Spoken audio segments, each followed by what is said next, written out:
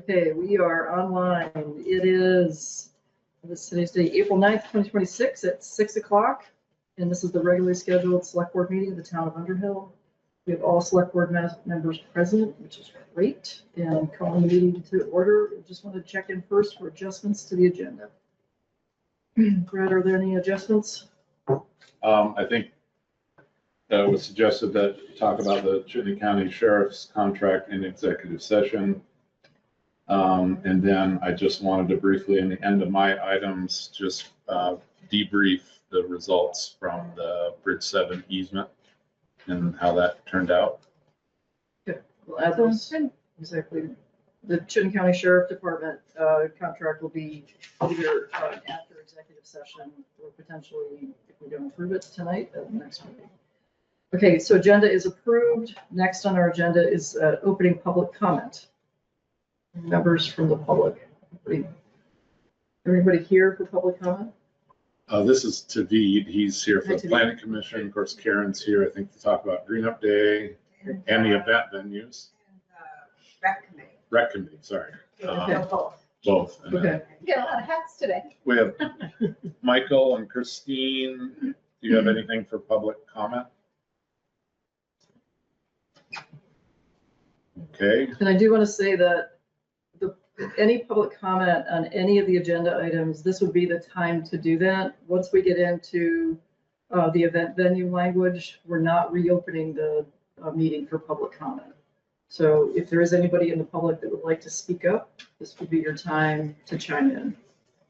And maybe just reiterate the fact this is not a hearing. This is just informational for you to gather information to have a hearing later.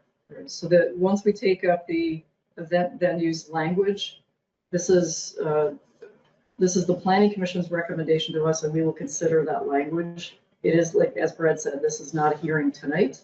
That would be at a later date once we reach consensus on the language. So final round for public comment for anybody online or anybody here in person. Okay, hearing and seeing none, public comment is closed. Let's now move to the event venue review.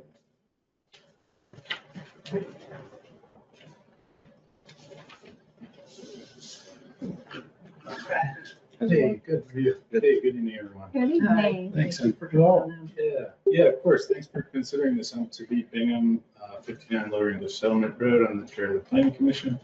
Filling in for Larry to go over this language that we put together on changes to event venue regulations in town. So I know you've all seen it, but just to give you a little overview, there sort of was a blind area for event venues when we're talking about for commercial use. So we're not talking about, someone has a private concert or hosts their cousin's wedding or kind of family events like that are covered in section 4.19, but this new section 4.20 was put together to give just some general guidelines for what it would look like if you were starting a business similar to something like the Mansfield barn, I think it is in Jericho. Mm-hmm. What does that look like from parking, hours of operation, and things like that? So the new section 4.20 lays that out, and then the last change at the end is a change to take language out of 4.19. That was a little bit confusing. It made it seem like anything that you use for an event, after the event was over, you'd have to remove that. I think the thinking was around, like, if you put up a tent just for one event once in a while, then that has to go away. But if somebody had something in a barn once in a while, of course, wouldn't want to force people to have to take that all apart when the event was over. So yeah, I was part of the commission when this was drafted, or not the very early stages of it, but we did put this through our own public hearing last year. And I can remember much about those conversations we had if you have specific questions about what's there, but I wasn't there for the very early stages. If I can't, you'll have to forgive me if I can't come up with something. But yeah, curious to hear how it looks to you all. I think considering our location and that it is the a town where these kind of businesses might, there's one down the road, there's another wedding venue that opened in Cambridge recently. And so the planning commission took this up thinking that this is something that we might want to think about regulating in town. Yeah. That's a great summary. Yeah. Yeah, I really appreciate you chiming in on the piece for private parties, because it's a question I had. Like, what if I had an assembly, like a birthday party, 30 people show up? Right. So that's explicitly excluded? Yeah, I think you have it under B that it's meant to really be specific to commercial ventures that are operating as an event venue. If you had a one-off party, I think in the section before, there's rules that say if you would or would not have to pull a permit and things like that and account for parking and waste disposal and things like that. But in general, it's like if it's a private event, the new section wouldn't apply to that. Would there be a attendee limit or whatever to make a private party into something that you need a permit? I mean, what if you have a wedding, 200 people in your land? Yeah, the new section isn't specific to any kinds of quantifiable numbers like that would trigger it needing the review. But the language is, there are some specific parameters around timing and things like that. The way it's written now, it doesn't include like once it's more than X number of attendees or people involved, that triggers it. But that is a good point and perhaps something to consider. Well, I think there's an exemption section here that we're not seeing. That is important because with every section in the regs, there's exemptions. So, and those are specifically spelled out. And I would say that in 4.19, there's some exemption language that speaks to that. And yeah, I wish I had my full copy of the regs in front of me to pull up, but I was looking at that. Can we get a copy of the whole document instead of cutting pieces for the board to, before we make a ruling? Yeah, I think you should have there's a couple of documents that provide like the rationale and the background for it. the specific changes are here. Yeah, and then there, if you scroll a little further, I think even Bob, it's go one more. Yeah, there's quite a lot of prologue actually. Keep going, I think. Yeah, and then here's where you are, where you're actually seeing the changes. So the way it looks in the code actually is it is a number of additions to the tables in the different zoning districts where it would add a line for event venues allowed in rural residential, allowed in with a C for conditional use review. Yeah. So, Oh, here. so my background is in this. Yeah. But I would, before I make a ruling or would want to make a ruling, I would want to have the entire document so that you can reference and see what it is before and after. And usually when we're looking at this, we usually have a red line type version where the document is as it is today, and then it's redlined and with the revisions that are going to be proposed in that. And then we can get into, in the margin, you can get into like the rationale behind the proposed changes that are looking for. I can go a lot deeper and say that I'm concerned that if it's not in the regulations, that I do know the difference between public and private. I do know the difference between a tent that's going to be more than 1,000 square feet. I'm concerned that, you know, if we're going to be getting into regulation, that if someone is going to have what's being considered a private event, it's usually an event that's not being charged money for. Like if you're going to have a graduation party, or you're going to have a bar mitzvah, or you're going to have anything similar to that, that's your own deal.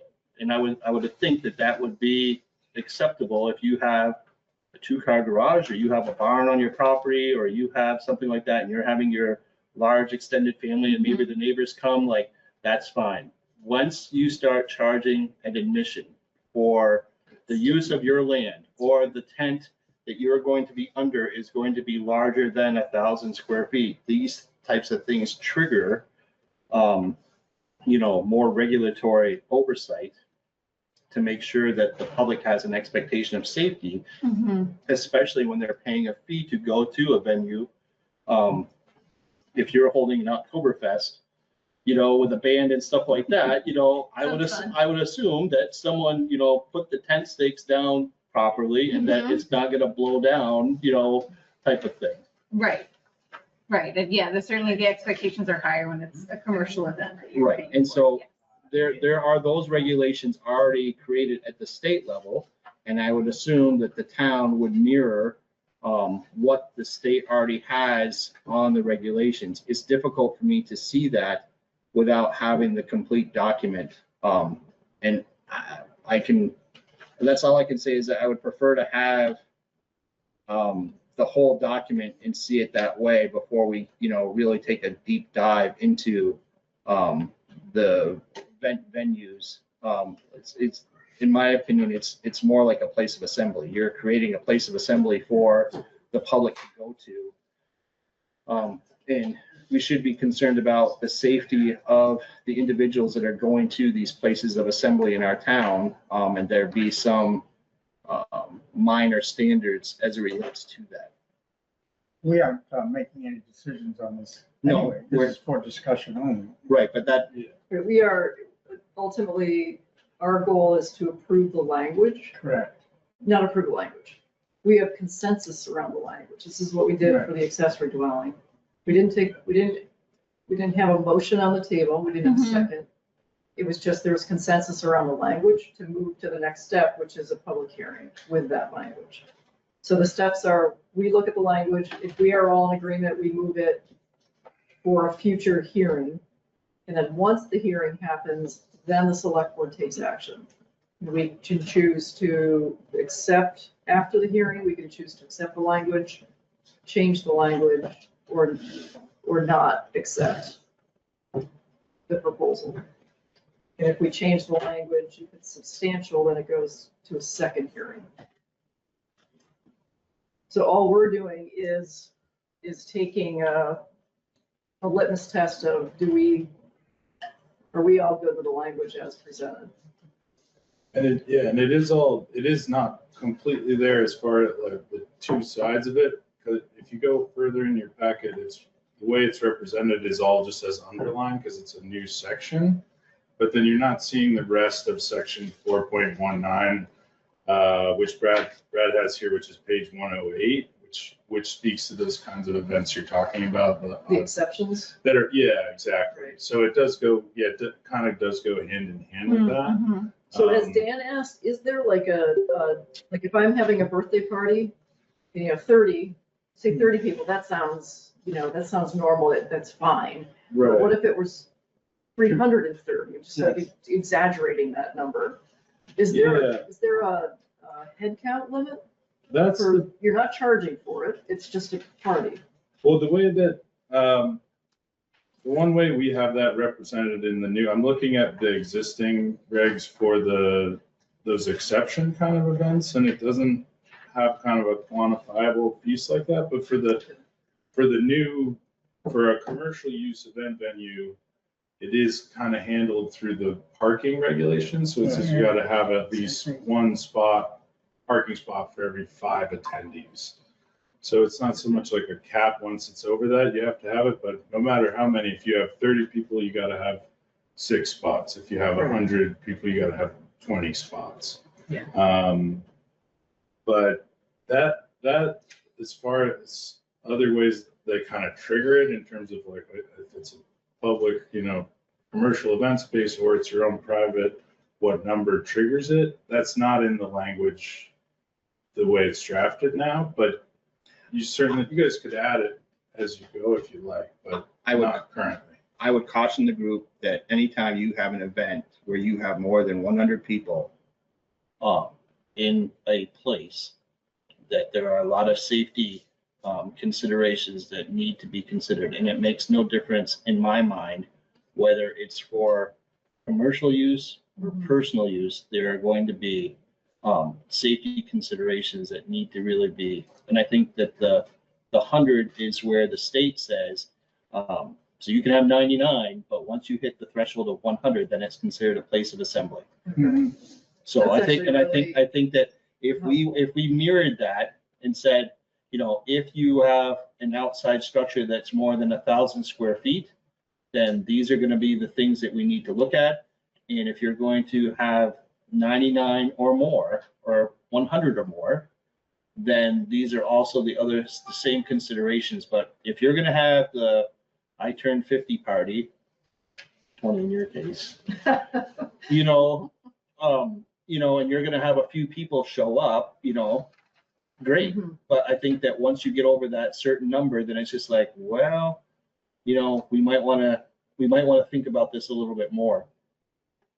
And that's the state regulation is a Once it's over- structure that exceeds 1,000 square feet Right. or For a an 10, 100 people or more right, so. inside a building. Or- Correct. And so once you start dealing with like live music, once you start dealing with alcohol, once you start dealing with those types of things, flashback to the station nightclub fire, Hmm. and people need to have an ability to get out. So if you have a tent, your big concern is like if their flaps aren't down, like you can get out. But if the windstorm comes up and, they don't have a plan in place to say like, well, where are you gonna go if the wind blows? And now you've got, 100+ people under a tent, where are they gonna go then? Like who's monitoring, they had an event up in the islands where, and there was a resident that got hit in the head with the pole, and the tent blew down, and so, had a traumatic brain injury as a result. So it's just like, these are types of things that I would caution us to like make sure that we have some type of, safety concerns into like, you can have at it, but I think like we need to establish some guardrails for the public, when it comes to, if you're gonna do it, if you're gonna charge money, and if you're gonna have something that's over a certain size and you're gonna have over a certain number of people, then I think that we really ought to, say these are our parameters. My 1,000-month birthday party will be called into question. Hundreds of people. I would say Well, the food truck might be called into question, so that would need a permit as well, if you got over 100 people and. Well, under a structure, under a tent, like when they're out there, they're not under a So tent. if I had they're a not- party in my field and people were just hanging out around the house and, well, anybody could walk into my house, I suppose, and the party could be in the house, but. Have at it, right? But if But what- it's like if it's an inside party. have at Then- it, right? It's just like when you start talking about numbers of, I can assure you, your house, my house is not designed to have 100 people in it. Well, yeah. But if we had an outdoor event, Brad had an outdoor event with 100 people, there'd be parking implications. Wouldn't that trigger under your concerns? there's Wouldn't 80 that trigger there's- the parking requirement? Well, so parking is though, you want to have access for emergency services. You're going to want to have like, you have ADA considerations, and this is all going to get into like whether or not this is private or public. Is someone charging, money to get to this? That they own the land, or am I leasing Brad's field because he's got a beautiful field and it's got a view of the mountain, but I'm not going to charge anything. I've got a handshake deal with Brad, like, can I use your field for the weekend because my kid's graduating from high school?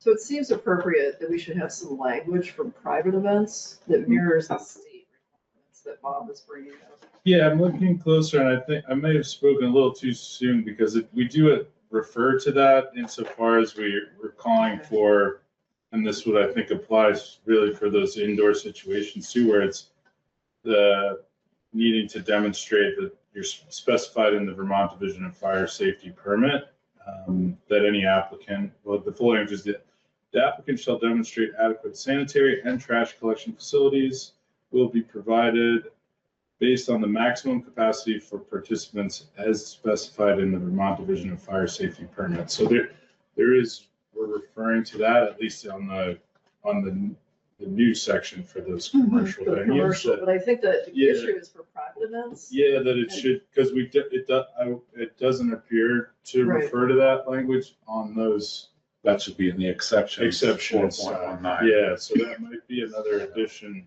Mm-hmm.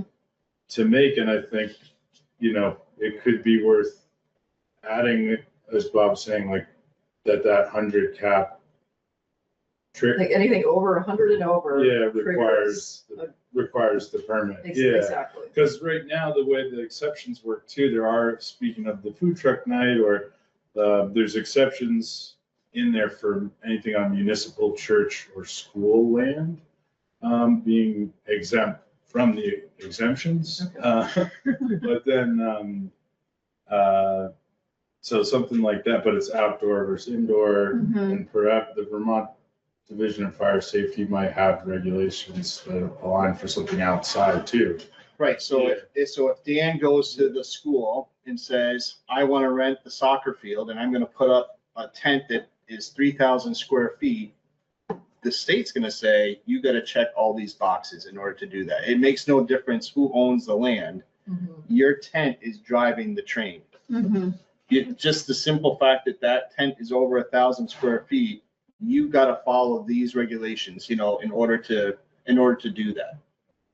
So like, whether it's at a church or a school, it's just like, okay, like, to me, it largely doesn't matter like who necessarily owns it. It's just like, it's the size of it, and it's the number of people that we're dealing with. Mm-hmm. You don't want something bad to happen. You really don't want it to happen to a lot of people. No.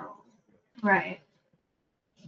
Yeah, I agree. I think the Mhm. 4.19 section deserves some language around private events. That exceeds. It exceeds 100 people in the Mhm. 1,000 square foot, if that's the number, I don't know the fire code off Yeah. the top of my head.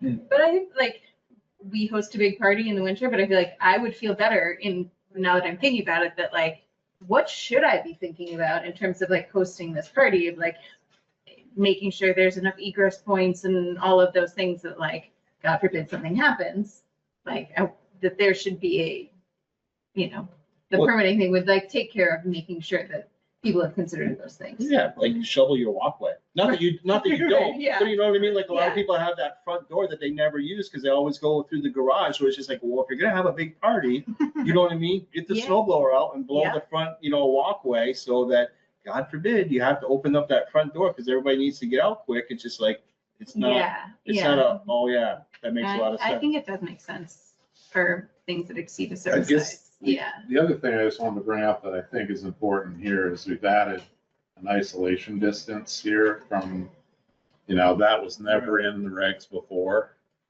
So Wait, say what's we're the- talking, What's the isolation? What's the? it's on page 2 of the last thing I put square around, the pink square around it, but, there was never anything like that before. Basically, if somebody had a barn or somebody constructed a barn, they have to obviously meet the setbacks. Is that the 250 feet? Yeah, Yeah. so to any residence. So that's a new thing, was never there before. So is the thought behind that, or the rationale behind that, that you're gonna disrupt somebody that may, let's use like the village, for example. And someone wants to throw a tent up for the graduation, but they're gonna be 250 feet or closer to the neighbor's house? This is geared more towards the permanent commercial operation. Yeah, that's not right. necessarily It's only in temporary. that's only in the new section. So if Right. you're doing that one-off, you could be within 250 feet of your neighbor perhaps, but Mhm. if you're gonna have 8 You're to 10 to building. 12 weddings a year and it's right next to somebody's house, then you gotta be more than 250. Mm-hmm. But then the other Sounds- important fact is we have what's called performance standards. So those refer to the nuisance ordinance, which is not in line with our performance standards for decibel and sound. Right, so the biggest thing, I think the last appeal on the event venue that happened, that Karen was very involved in, had to deal with sound, right? So the neighbors appealed, they settled out of court, I believe. But that was the big thing. It's like, if you're gonna have, a big wedding with every weekend with noise and this stuff going on, the performance standards still apply, correct? Right, yeah. And that's something too, actually, that we're working on separately of reconciling so that the noise ordinance, I think it's 60 decibels aligns. Yeah. Mhm. And that's a wrong decibel reading too, because Act 50 has I think a 70 decibel minimum. Yeah, That's this is one of those things that's you and called I the were. Berry Yeah. Granite Mhm. standard, and that's the standard that's used in all Act 250 and most all regulations. And our nuisance ordinance doesn't. It does sort of comply with that, but it's not expressed correctly.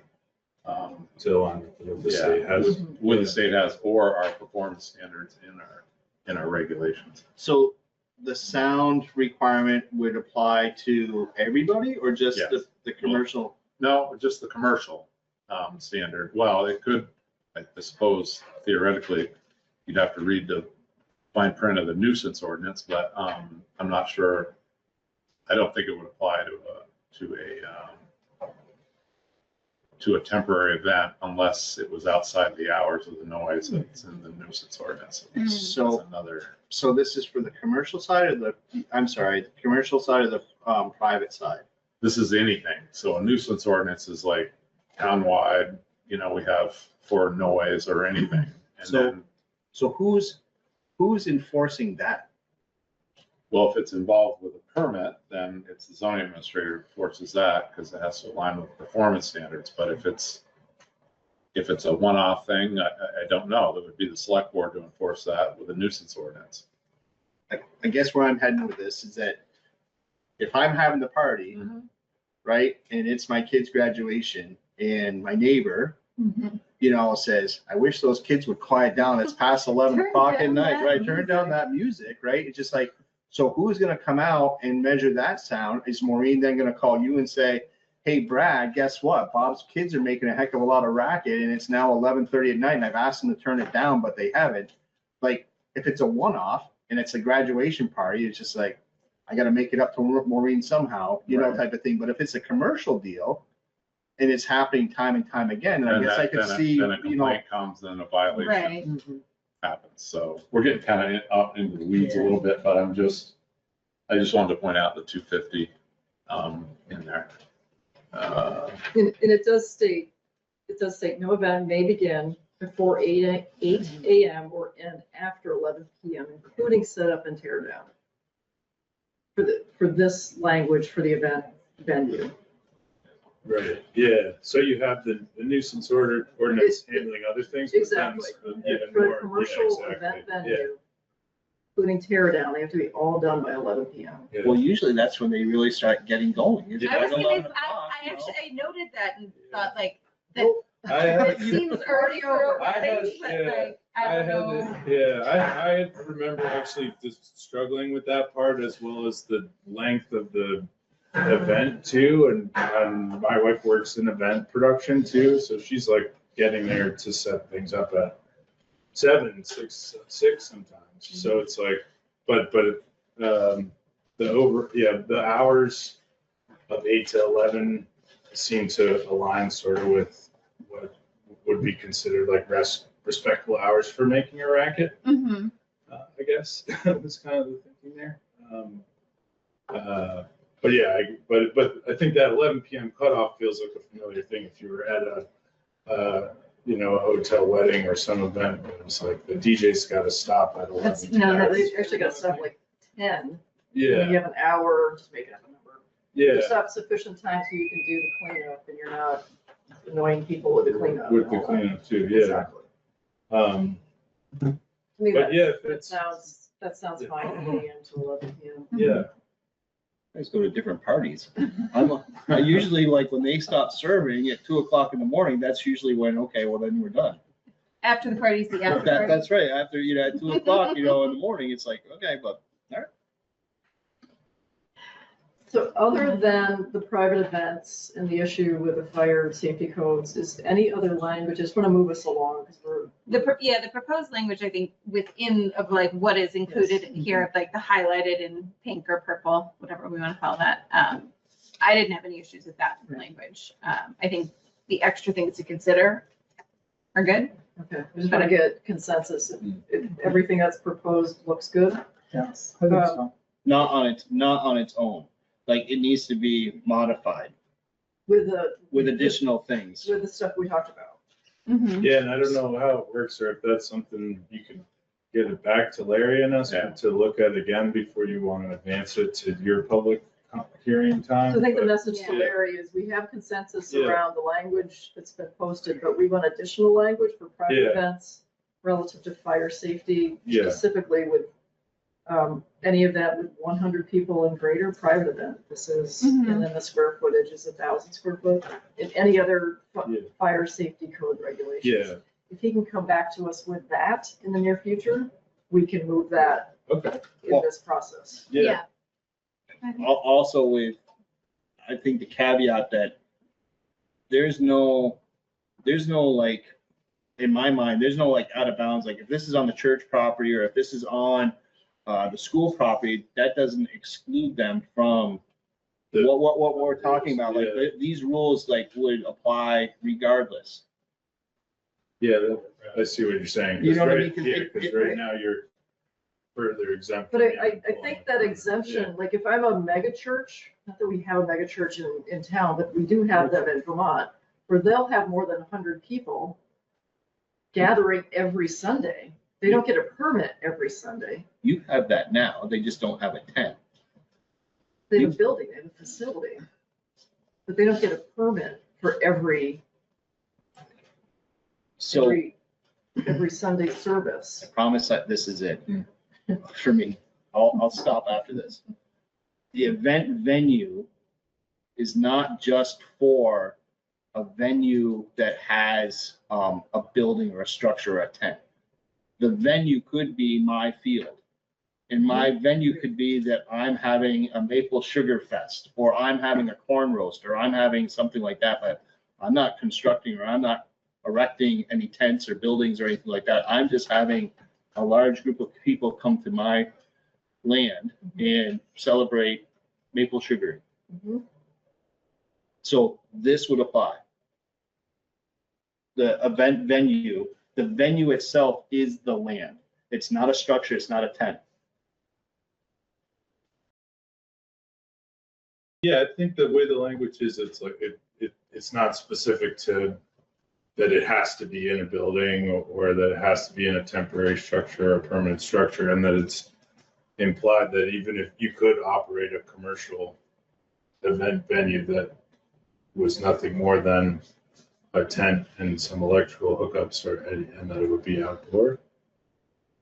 If that's what you're getting at, yeah. I mean, I conceivably could set up a stage Right, and have like a band play. yeah, There's no tents, there's no buildings, there's just a stage for a band to play, and we're, doing sugar on snow, but we're having a Right. heck of a time.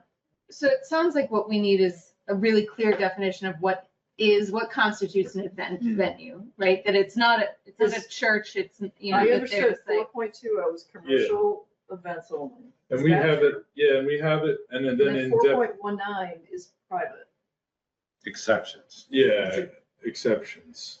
exemptions, Yeah, exemptions from 4.2.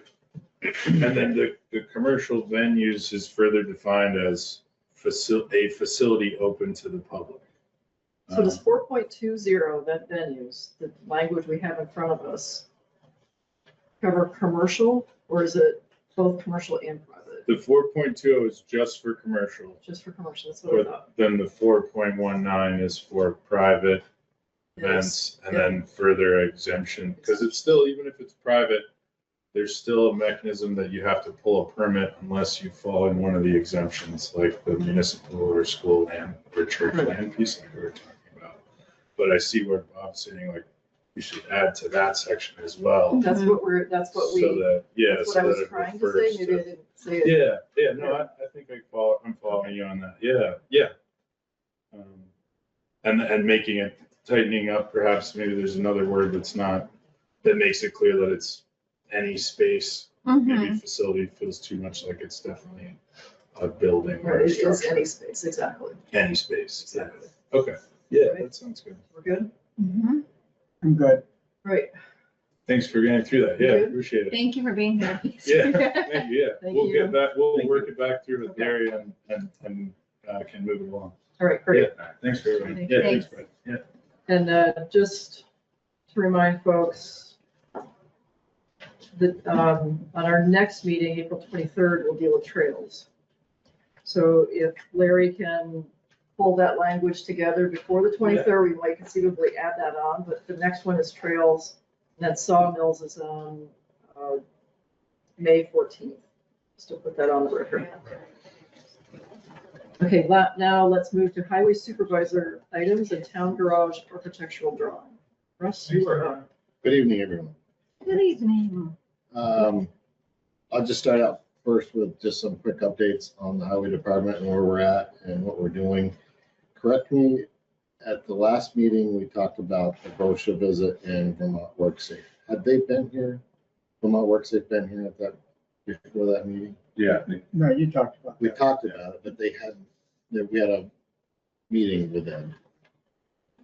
They did come, Vermont WorkSafe did come and did their tour of the building and inspection of the building. And that was after the meeting. that was after the meeting. Okay, so they came, a couple of guys came. We had a fantastic meeting with these two guys. The whole group was involved. They did come up with a list of so-called violations or potential violations. They will put together a packet for us, but much quicker than BOSHA did. They said within 20 days. So we should be seeing that soon.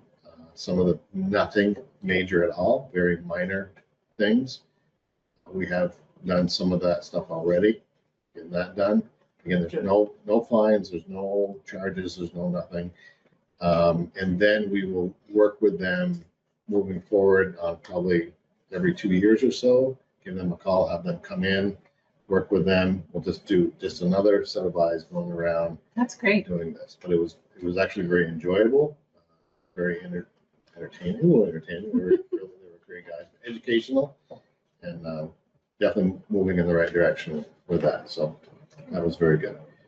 From Wednesday to this coming Wednesday, we're a 3-person crew. Dwayne's on vacation in sunny Florida. So well-deserved vacation for Dwayne.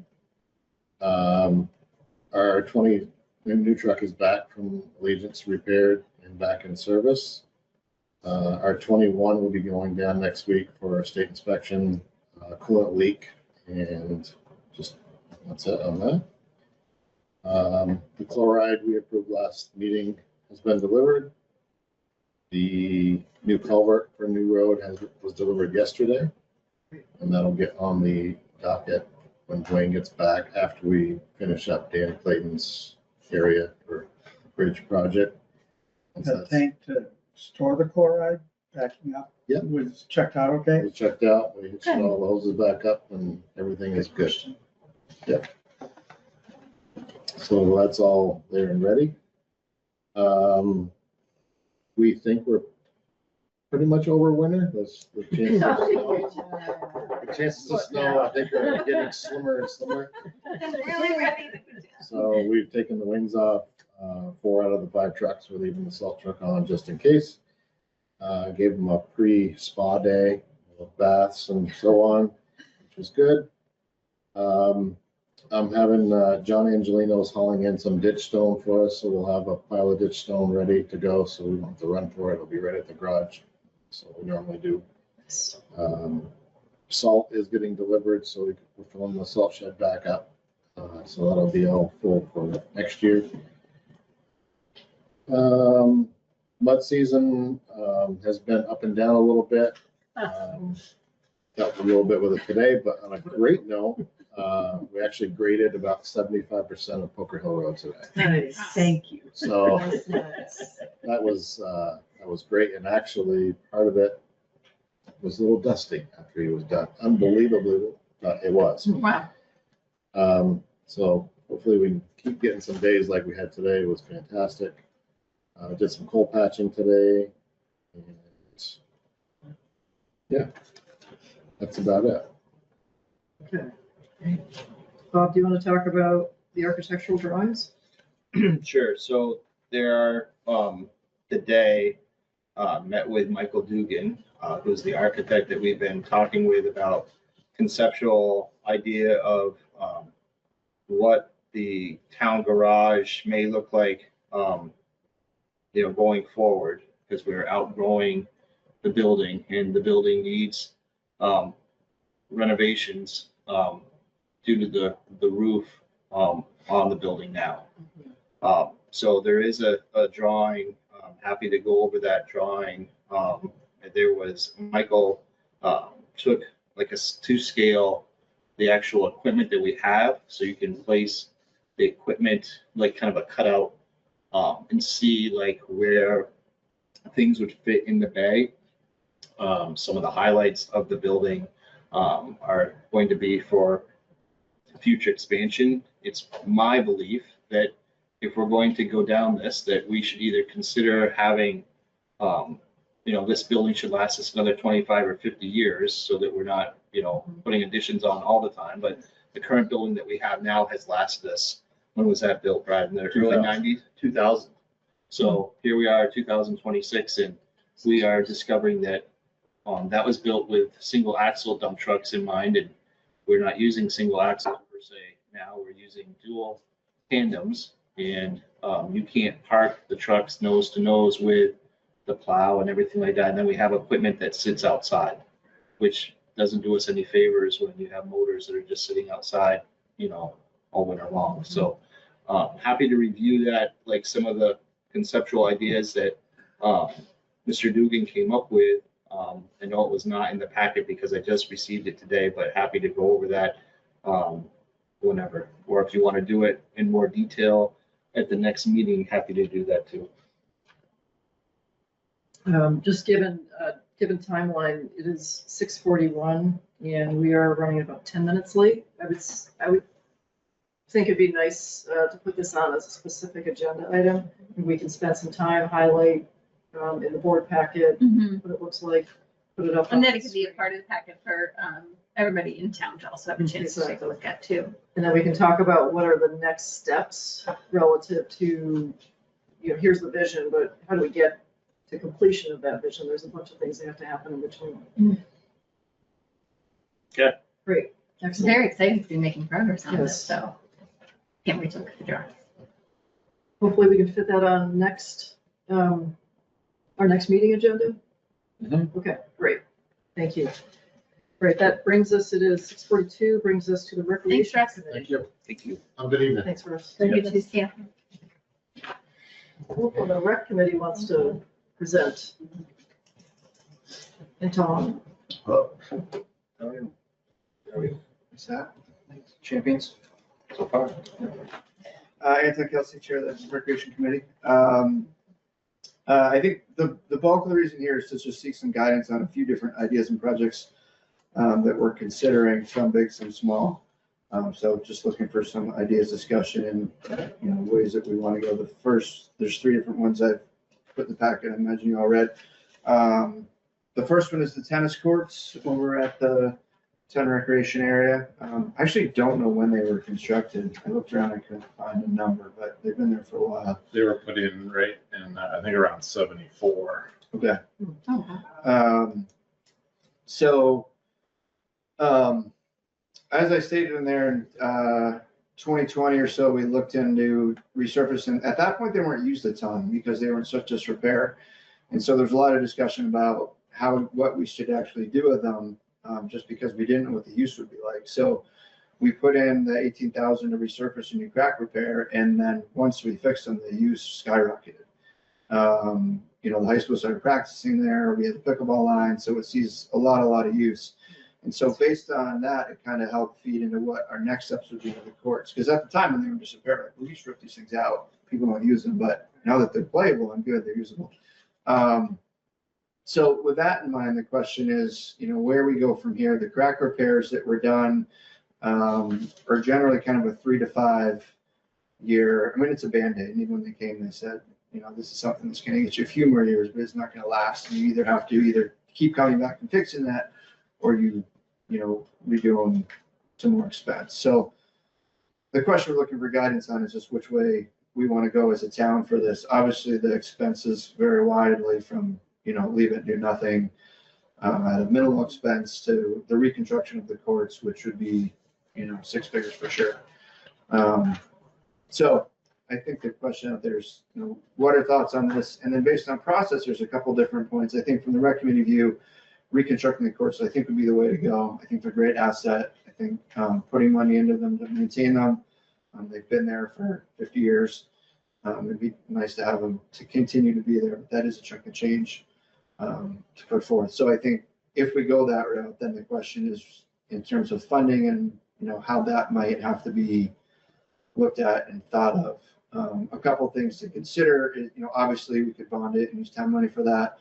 There are different grants available out there, and we've done minimal looking at some of those. USTA, the U.S. Tennis Association, does have a match grant that they have, which can be relatively significant. The one downside to that grant is if you do anything with pickleball, they won't give you a nickel.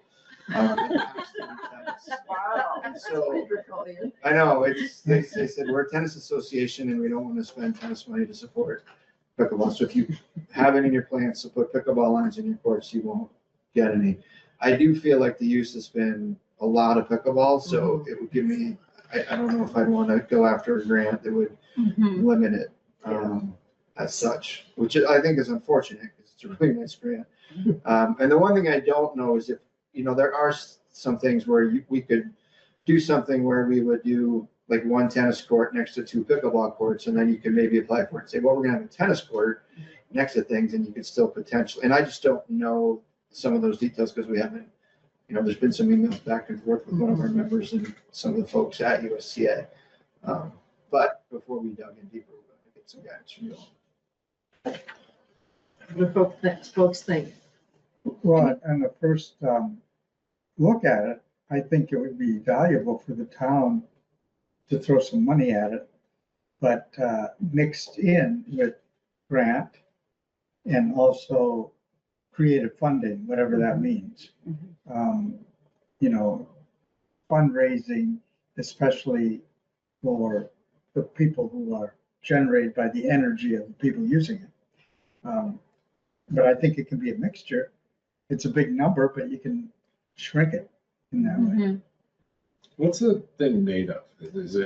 What's the construction and makeup of a tennis court? Like the base material? What is it?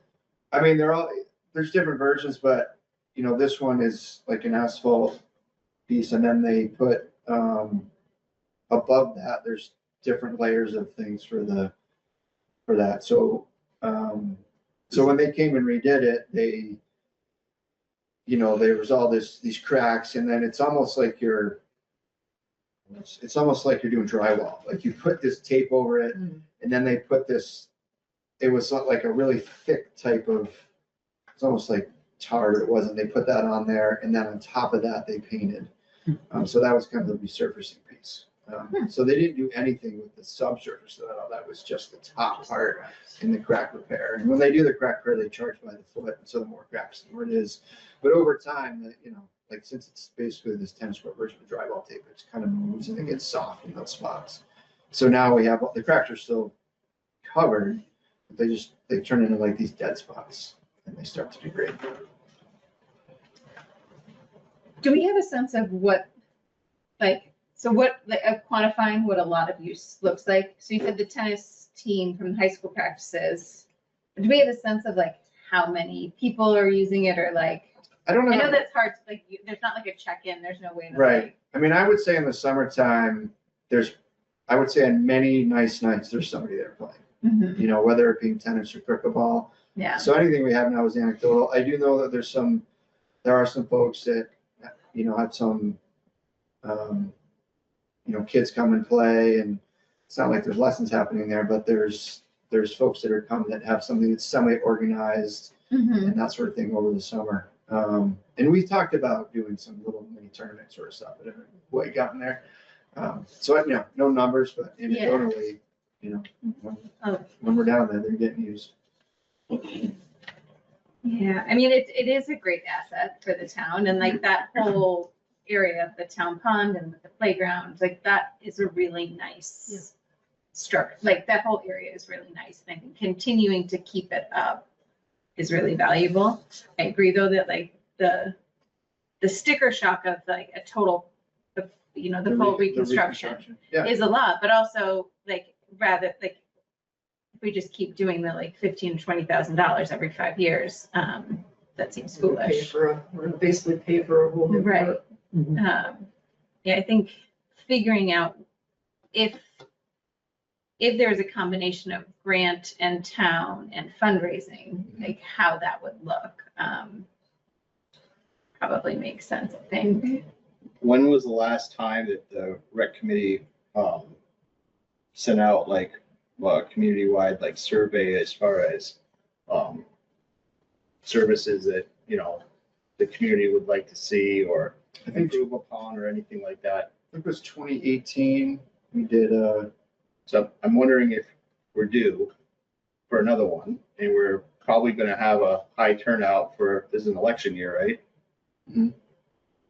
I would think like if we came up with a survey and, you know, people that would give us a few months to get a survey questions together and everything like that, and had people, you know, give us their feedback before the general election in November, that's budget time, and that might steer us as far as like, well, how much money do we really want to, you know, consider putting at this? And if we have a large percentage of people that weigh in on it and they all seem to be going in this direction, then odds would be, in my mind, that if they support it then they likely probably would support it in March. I mean, I think it's great to do surveys also, like we have a town asset that's there and you either have to decide to maintain it or tear it out. Like those are the two choices. Mhm. And so, you know, like, yes, we can certainly take time to ask people. I have no problem doing that. But I just also think the question at hand is, do you take care of your assets or do you rip them up? And so, Well, I'm all for maintaining it. I don't think you're going far enough. That's what I'm saying. Like, I'm the guy that's like, we need to do what St. Albans is doing, and we need to have like the dome, and we need to have the pool, and, you know, you need to have the things for the community to do in the wintertime, because that tennis court's great, you know, for the, you know, 4 or 5 months that we don't have snow, but the rest of the time, it sure would be nice to have some type of recreational activity for the community to do beyond what you guys are doing at the hockey rink, which is also great, but it's just like, what can we do, like, you know, as a community that, you know.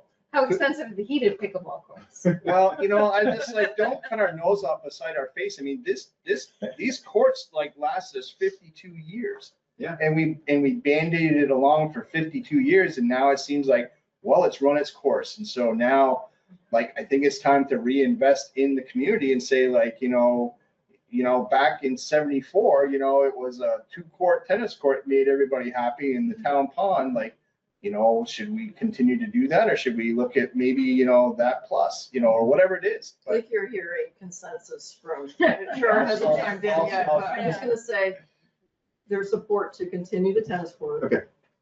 This would be for the next fiscal year if we were I to mean, or do further, anything. like, I think it could take a while. But this is, in order, it's big money, it's a big number to do the reconstruction, so a bunch of footwork needs to happen before we get to budget cycle for next year, but we've got time to do that. So this is a great time. Get a indicative quote. Tell whoever you're having to come in, this is an indicative quote to give us an estimate. And then that'll fuel us for the budget process that starts in 6 months. Okay. So I think you're hearing all around that there's support to. I agree. Get. Great. Okay. Second one, I think in the similar vein of have my stuff and take care of it, is the parking area at the end of New Road by the Underhill Town Garage. So Greenberg Conservation District. It's a spot where there's been little, you know, small little improvements over the years. And a few times we've come in with the idea of, you know, let's improve the parking spot there, make it more presentable. And I think what we're just looking for is, you know, how best to move forward with that idea at this point, and how far do we want to go? You know, I think, you know, grading some gravel there, you know, cutting some things back just so there's an obvious area to park, and then there is a small kiosk there, but there's something we could consider upgrading. But I do think that area is just a really cool area that is a great spot for residents to come and use.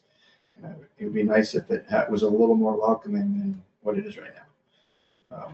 So The question is how. I think for process on Cranebrook and parking, it would be great to do a site visit and actually Okay. physically look at it, physically look at Hmm. where we could put, if it's easy to put some stakes out, just kind of get a visual of what it would look like. Mm-hmm. Then we could have some discussion Okay. with that vision in mind of what it potentially could look like.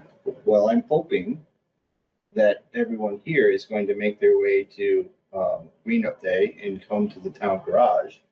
And that after you are indulging in a cold glass of water or whatever, that you could all take a walk, or you can take a walk independently and see what it is.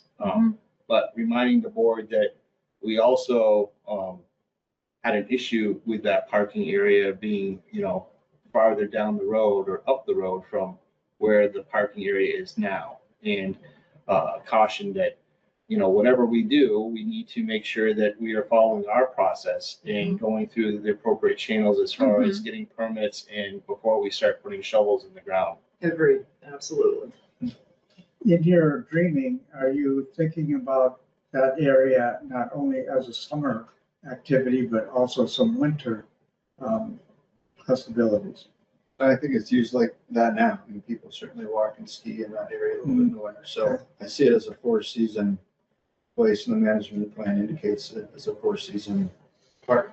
Yeah, specifically for what Dan is asking, could that potentially be the site of cross-country ski activity with lights instead of tossing that up? I think that's just a different discussion. The third rail. I thought tennis courts were good. Let's dive down that. Let's go down that road. That's where I was thinking we could do lights up on. Yeah, I mean, there's certainly, I think that there's a bigger picture discussion about how best to have. If we're gonna do supported. parking though, think about who's coming would be. Yeah, I mean, what's the usage if you I ask? wasn't thinking that. Luminaries all the way to Irish Settlement Road, type of thing. The game town's gonna light the candles. Okay.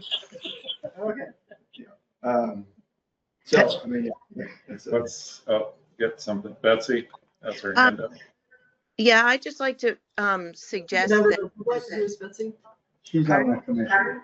She's Betsy conservation. The Conservation Commission. Betsy Chapek, 4 Krug Road, Underhill Center, recent member of the Conservation Commission who is sort of overlooking the project at Cranebrook. And I just wanted to say that if there's further discussion, the Conservation Commission should certainly be involved. Parking, trails, the kiosk. Karen's here, Betsy. Sorry? Karen is here. Oh, I didn't see her Yes. name. Yeah. Okay, great. I'll let Karen speak. But certainly all the committees need to be involved. This is just a conceptual idea. And as Bob said, permits need to be, if we were, big if down the road, it looks like we want to expand the parking, then there's a permit process. There's all the committees that have to take a look. So this is not a one-stop and make a decision kind of thing. There's a bunch of hurdles that we have to run over. 100%. Yep, that's why I'm here. But I think making this space more welcoming and accessible, right? It's another asset that we want the town members to be able to use and utilize. And if it feels like they are not able to do that to like the best capacity now, I think it's worth investigating what needs to happen next. So we're not putting streetlights up? Yeah. Yeah, why don't you come on?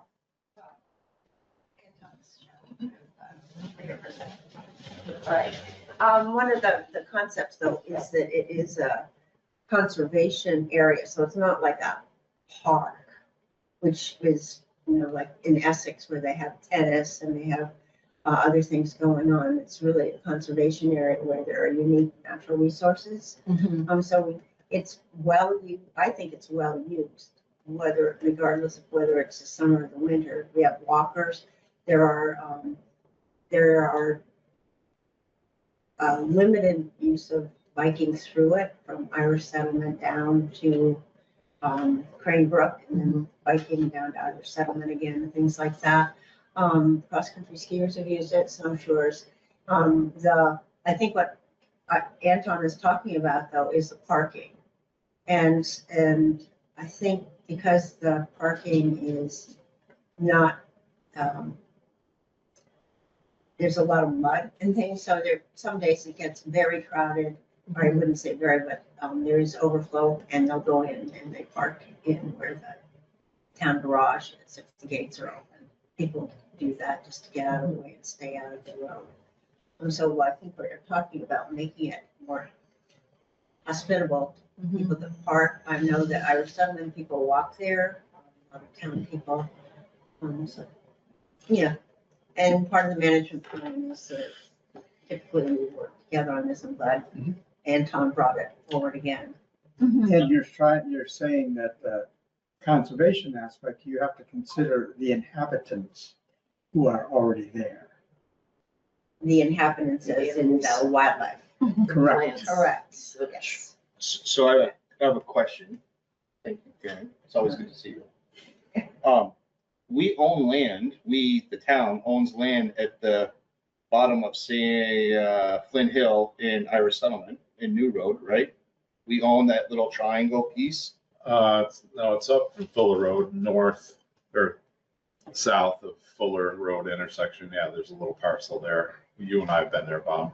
Right, so I'm just wondering that, you know, would it make sense to, would it even be possible to consider, because that would be outside the conservation area. If we own that, what would be the potential or possibility of turning that little area into like a little parking area? So if they're on that end of the town. Yeah, I just don't think it's big enough to really hold cars, but we'd certainly look at it again. It's got a The parking area for the other one isn't very big, but. Well, it's more expandable than maybe the Fuller Road. Yeah, We can look at it again. I like this. So don't think we were thinking of like a huge parking lot, right? No, this is just to make it so you can more. 8 cars, Yeah. 10 cars. It's not that much. We've been here, we've talked about this, I don't know how many times, so. Yeah. We can Okay, certainly dig so up some old. definitely a information. site visit. Okay. Sadly for Green Up Day, I have a conflict and I'm not going to Me be too. able to attend. So Oh, that- I'm really Yes. bummed. You're gonna wear Miss it green too. though on that I day. will wear green. I'm going to pick up a crash on Friday the day before. But you can still bring your bags on Monday. Excellent. Early. But let's coordinate a site visit that we can all go and have a conversation together because it's helpful to, hear. Let it dry up a insights little that bit. Bob has. Yes. Yeah. Okay. Middle As the May. weather gets nice, it's a great time to get out, which is. All right, we'll put that on the agenda for a future site visit, very near future, and take a look at it and see if we can get creative for parking. And as Bob said, we will follow all steps in the event we do proceed on parking. We will follow all the steps to make sure we're in compliance with town rules. Okay. Next, Anton, you had sidewalk update.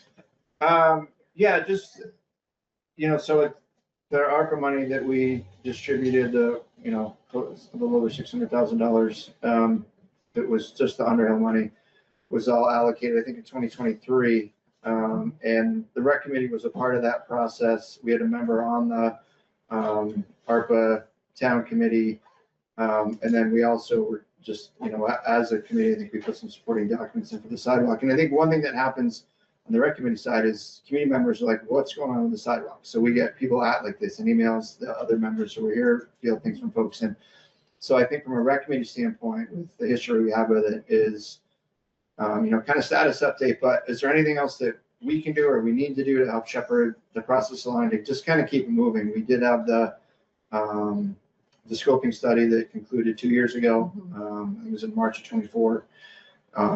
So just trying to keep that train on the tracks and keep going with that, because I think it was almost $200,000 it was allocated for sidewalks in the center. It's definitely on our radar. We're continuing to talk about it through various meetings that we have as a select board. And Brad, I don't know if you want to do a brief. Yeah, I mean, the money's still there. It's in the account, gaining interest. We had an existing condition survey done. We surveyed from Beartown, basically Beartown, up through past the school. Underhill Central School. Then we had to have a wetland delineation in the fall. So we delineated some wetlands. We took a month or so to get a clearance from Vermont A&R. So they've cleared the wetlands that were just past Bridge 8 here before the Historical Society. And then we've contracted with Krebs and Lansing to do a design drawing. I talked with Scott Homestead last week, or we emailed back and forth. He's going to come out, he's been working on the drawings, the design drawings. A big part of this design is we want to put a concrete sidewalk in front of the Moore Park and then up this side and then continue. Once we get across Bridge 8, then we own all that property. So we can go outside of that. That's why the wetland delineation was important. So it's going to draw some concepts based on what I did for the scoping study way back in the beginning. So we're looking at that. And then we basically, my feeling is we contract that work out to get prepped and then hire the concrete contractor to just come in and pour the sidewalk ourselves. That's the cheapest way to do a project. If we can go farther, great. If not, so going up the hill to the central school is a big bank and you're going to be looking at retainage and that gets more costly. Let's see where we're at. My feeling was to get, and I think the board's feeling too, was to hook our facilities together. Moore Park over to the Historical Society to the pond, right? So that's the ARPA phase. So there are bike ped grants, and I reached out to Pete Pochop, who runs that program. I used to work with him years ago, and I know him very well. And we talked about it last year, and we're just with too many things going on, bond and the Bridge 7, a lot of things going on. I think we had the bandwidth to apply for that grant.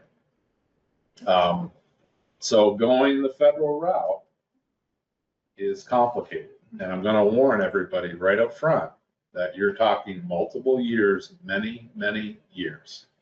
The expense is astronomical. Just so the Flats project was in the works for probably close to 15 years, really, but the last 10, it was really ramped up. So there's the scoping study is the first phase, right? So you get the scoping study that costs us, well, luckily we got a grant, but it was almost $90,000. In the flats? Yeah, no, right here. Okay. This one. Yeah. Scoping study.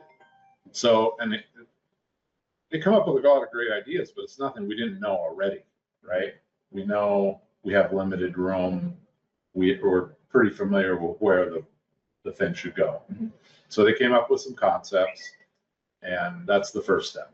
Next step, if you wanted to go the federal grant route, would be to apply for this bike ped grant, and you would be in a surveying and engineering phase. And then the next phase after that is property acquisition, any easements, rights of ways. I know there's certain people along the route that are not amenable to having that done. And then you get, so that acquisition or that engineering construction phase, that's where the real money starts. And you saw the estimates from the scoping study were in a range of, it was definitely way over $1 million. I can't remember what, maybe closer to 2. So excuse me just for a second. Yeah. So I think most people are, I think have in their head is that we have a couple $100,000 that's been set aside in the ARPA for this sidewalk. And that I believe that some people feel like with that money is going to come this sidewalk that's going to come from here to there. Yeah, right. But that's not, I guess that's what I'm just fast forwarding to the end of the movie here, Brad. Yeah. But the reality is that money isn't going to be able to necessarily do that. No. So I think what I just said was the ARPA money was going to go from Beartown to connect our facilities. Then the talk was the scoping study. The scoping study was far reaching. It went down to Sand Hill, up to Mountain Road. So I'm just getting into what that could look like if you wanted to go the grant route. Right, so I'm pausing you and asking the question as far as, we have $200,000, and is it your opinion that we can have a sidewalk constructed, based upon the information that you have right now? I know you don't have all the pieces of the puzzle, but are you thinking that we are going to be able to build with the money that we have on hand to go from Moore Park up the road? Yes, that's the goal, is to get, like I said, this section of Moore Park up through this side to Bridge 8. And then once we get across Bridge 8, try to hook it up through by the Historical Society and kind of dead end where the path is to the pond. The other phase would be up the left-hand side of the road. To think, if you have enough money to do that, great.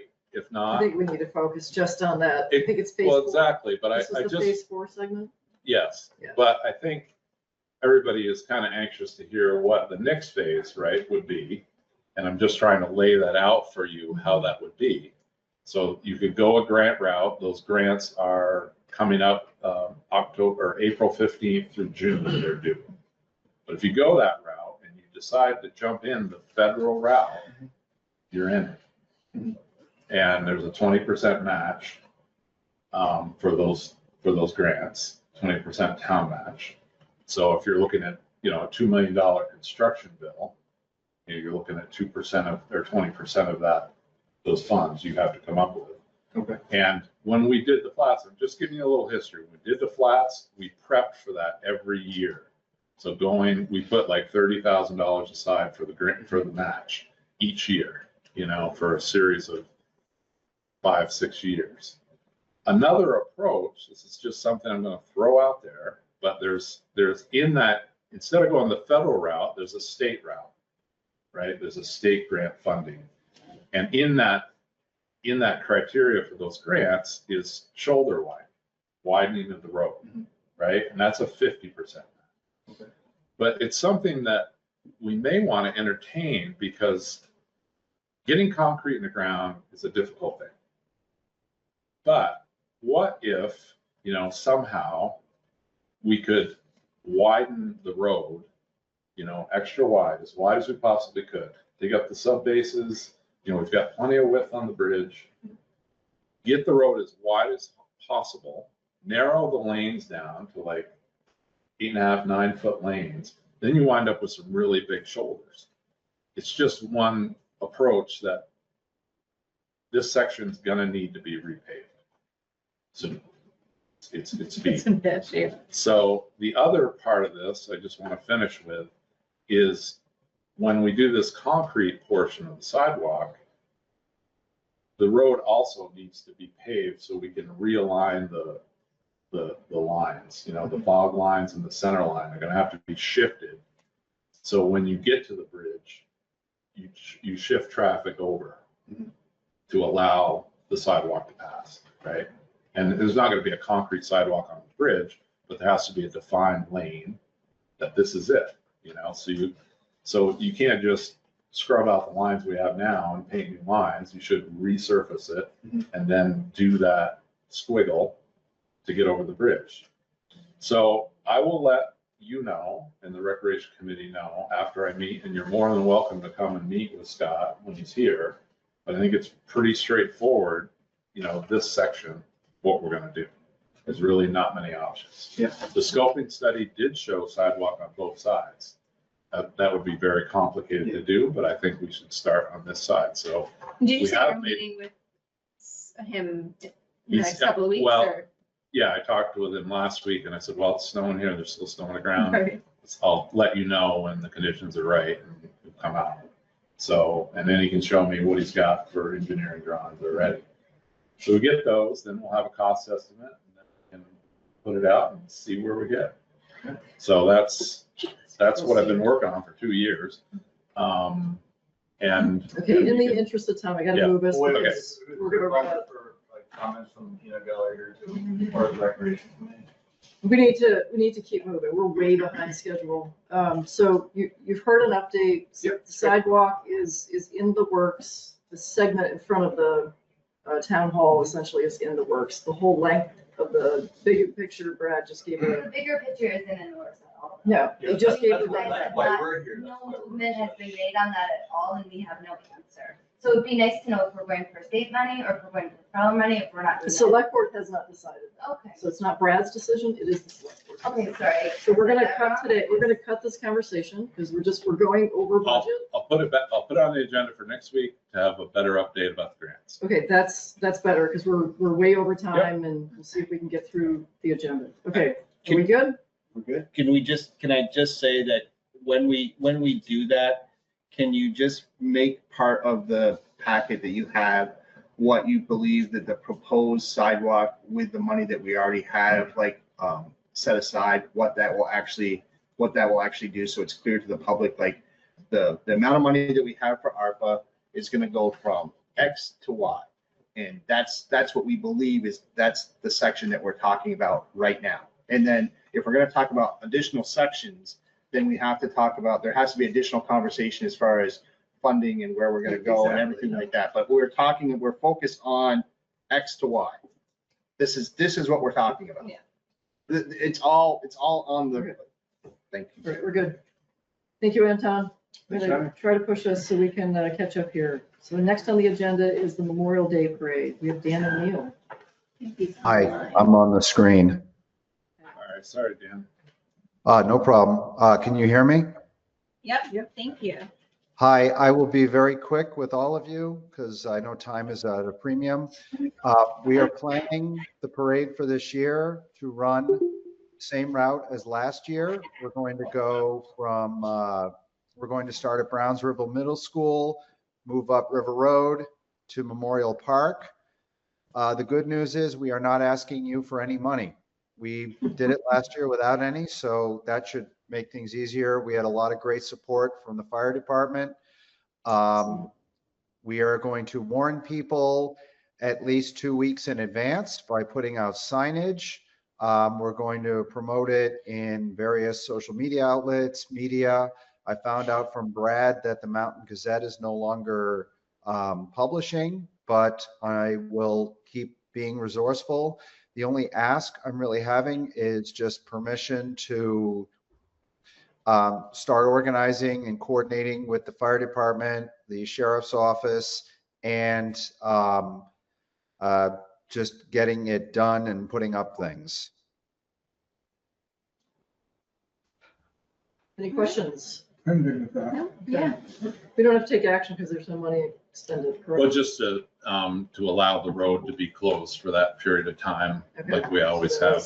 That is an action item. Park Street, I move that we allow the Park Street to be closed during the Memorial Day Parade, as it always has been. Second that.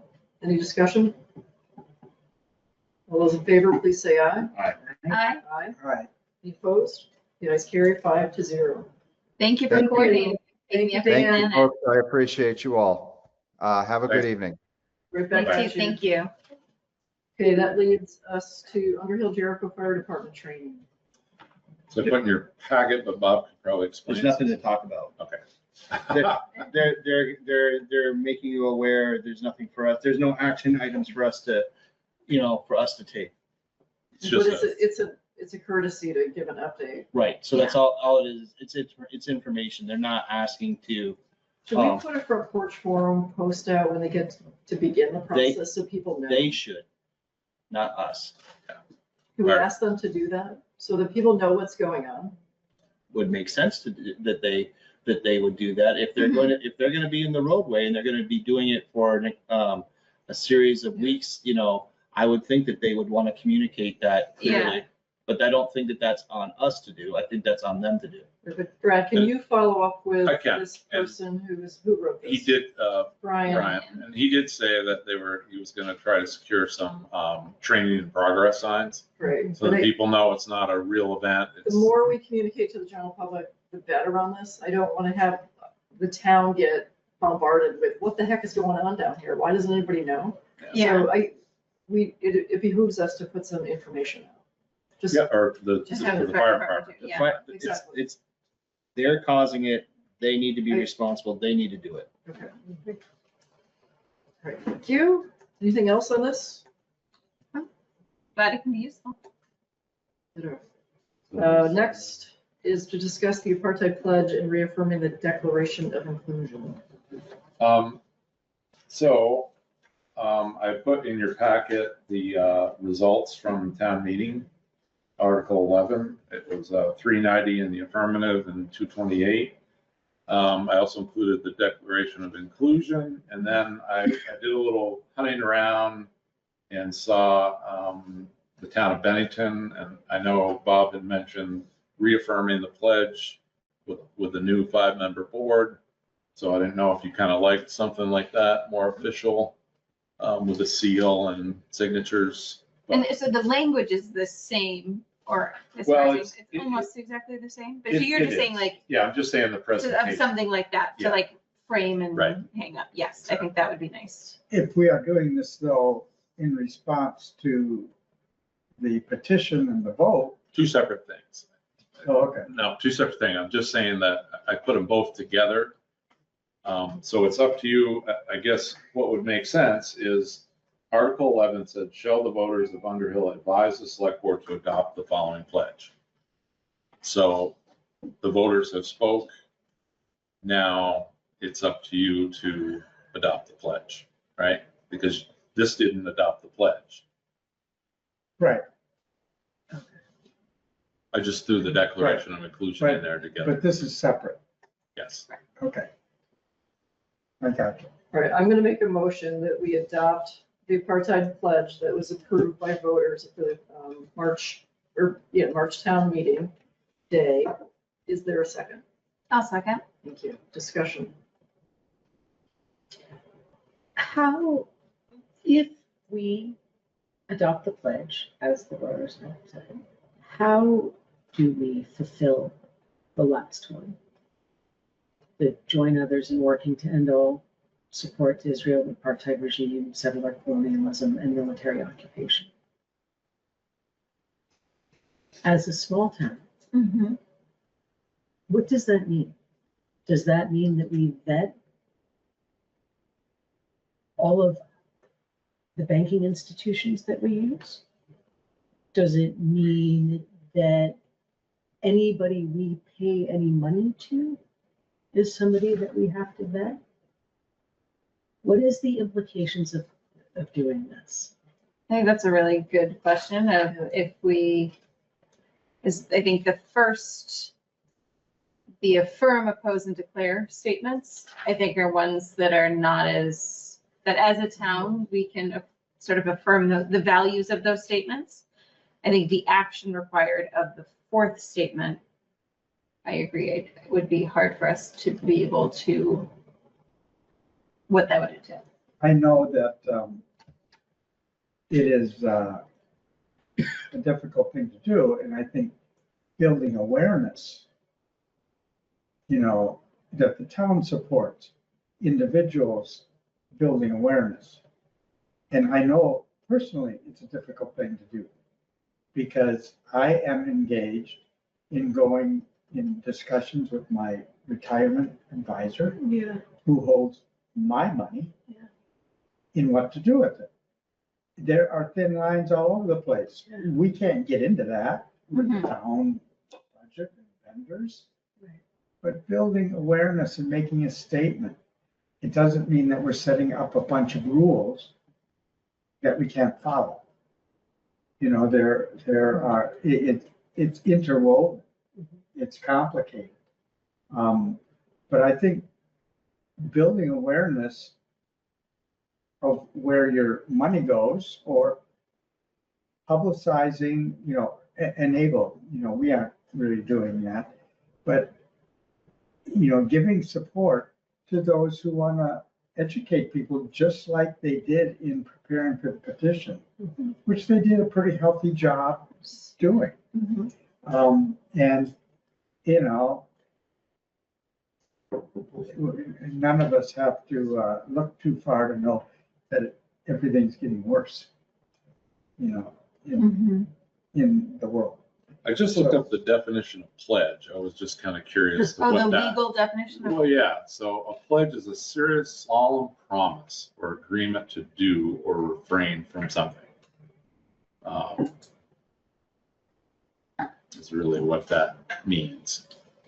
I mean, to me, we have a two-step process here.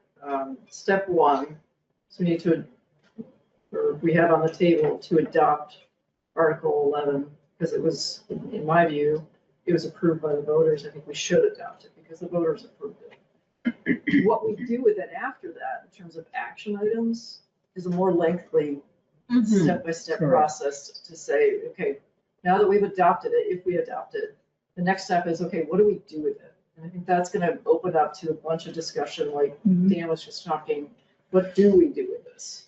But step one is, do we adopt it or not? I think I'm in the same boat of like, I think given that this was, you know, it went through the effort of getting on the ballot to begin with, and then enough people voted in favor of it that it was passed. I agree that I think we should adopt it, given that. And then I think your idea of of phasing that out, I think makes sense.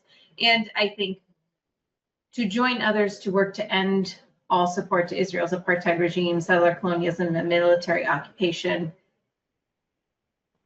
How we do that as a town, I think, is somewhat nebulous, and I think we can then sort of make that decision moving forward. While, as you define the word pledge, Brad, it seems real rigid. I think it's more of a progress, not perfection kind of a thing. And it's an educational thing. And it would,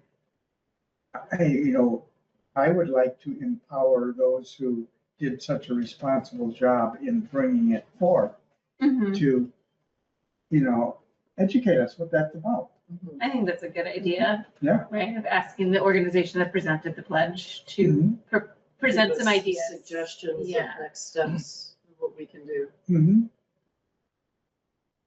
But that was decided by the voters. I don't know that the voters necessarily approved an organization to be the spokesperson for all the people. That just seems kind of odd to me that, the voters said that they wanted to advise the select board of this pledge, and they made it clear. 390 of them said, yes, we agree with the pledge. 228 said, not so much. So I struggle with this because we already adopted the Declaration of Inclusion, which is all people, not just the Palestinians. So that was hard for me to, we're singling out a group when we've already made a stand saying all people, regardless of their faith or ethnicity or anything like that at all. We said all people. So when you start singling out a specific group of people, then it's just like, well, I think it's almost like it's watering down our Declaration of Inclusion, because now we're considering two documents. The Declaration, in my mind, the Declaration of Inclusion is more powerful because it's everyone. It's kind of like, the discussion of Black Lives Matter and All Lives Matter. I was thinking the same thing. Black Lives Matter because Black lives are the ones under the pressure. Fragile, more oppressed. And it's kind of like in a beauty contestant when they say, what would you like? I would like world peace. I mean, you hear that a lot. Or in school, I'm praying for world peace. What does that mean?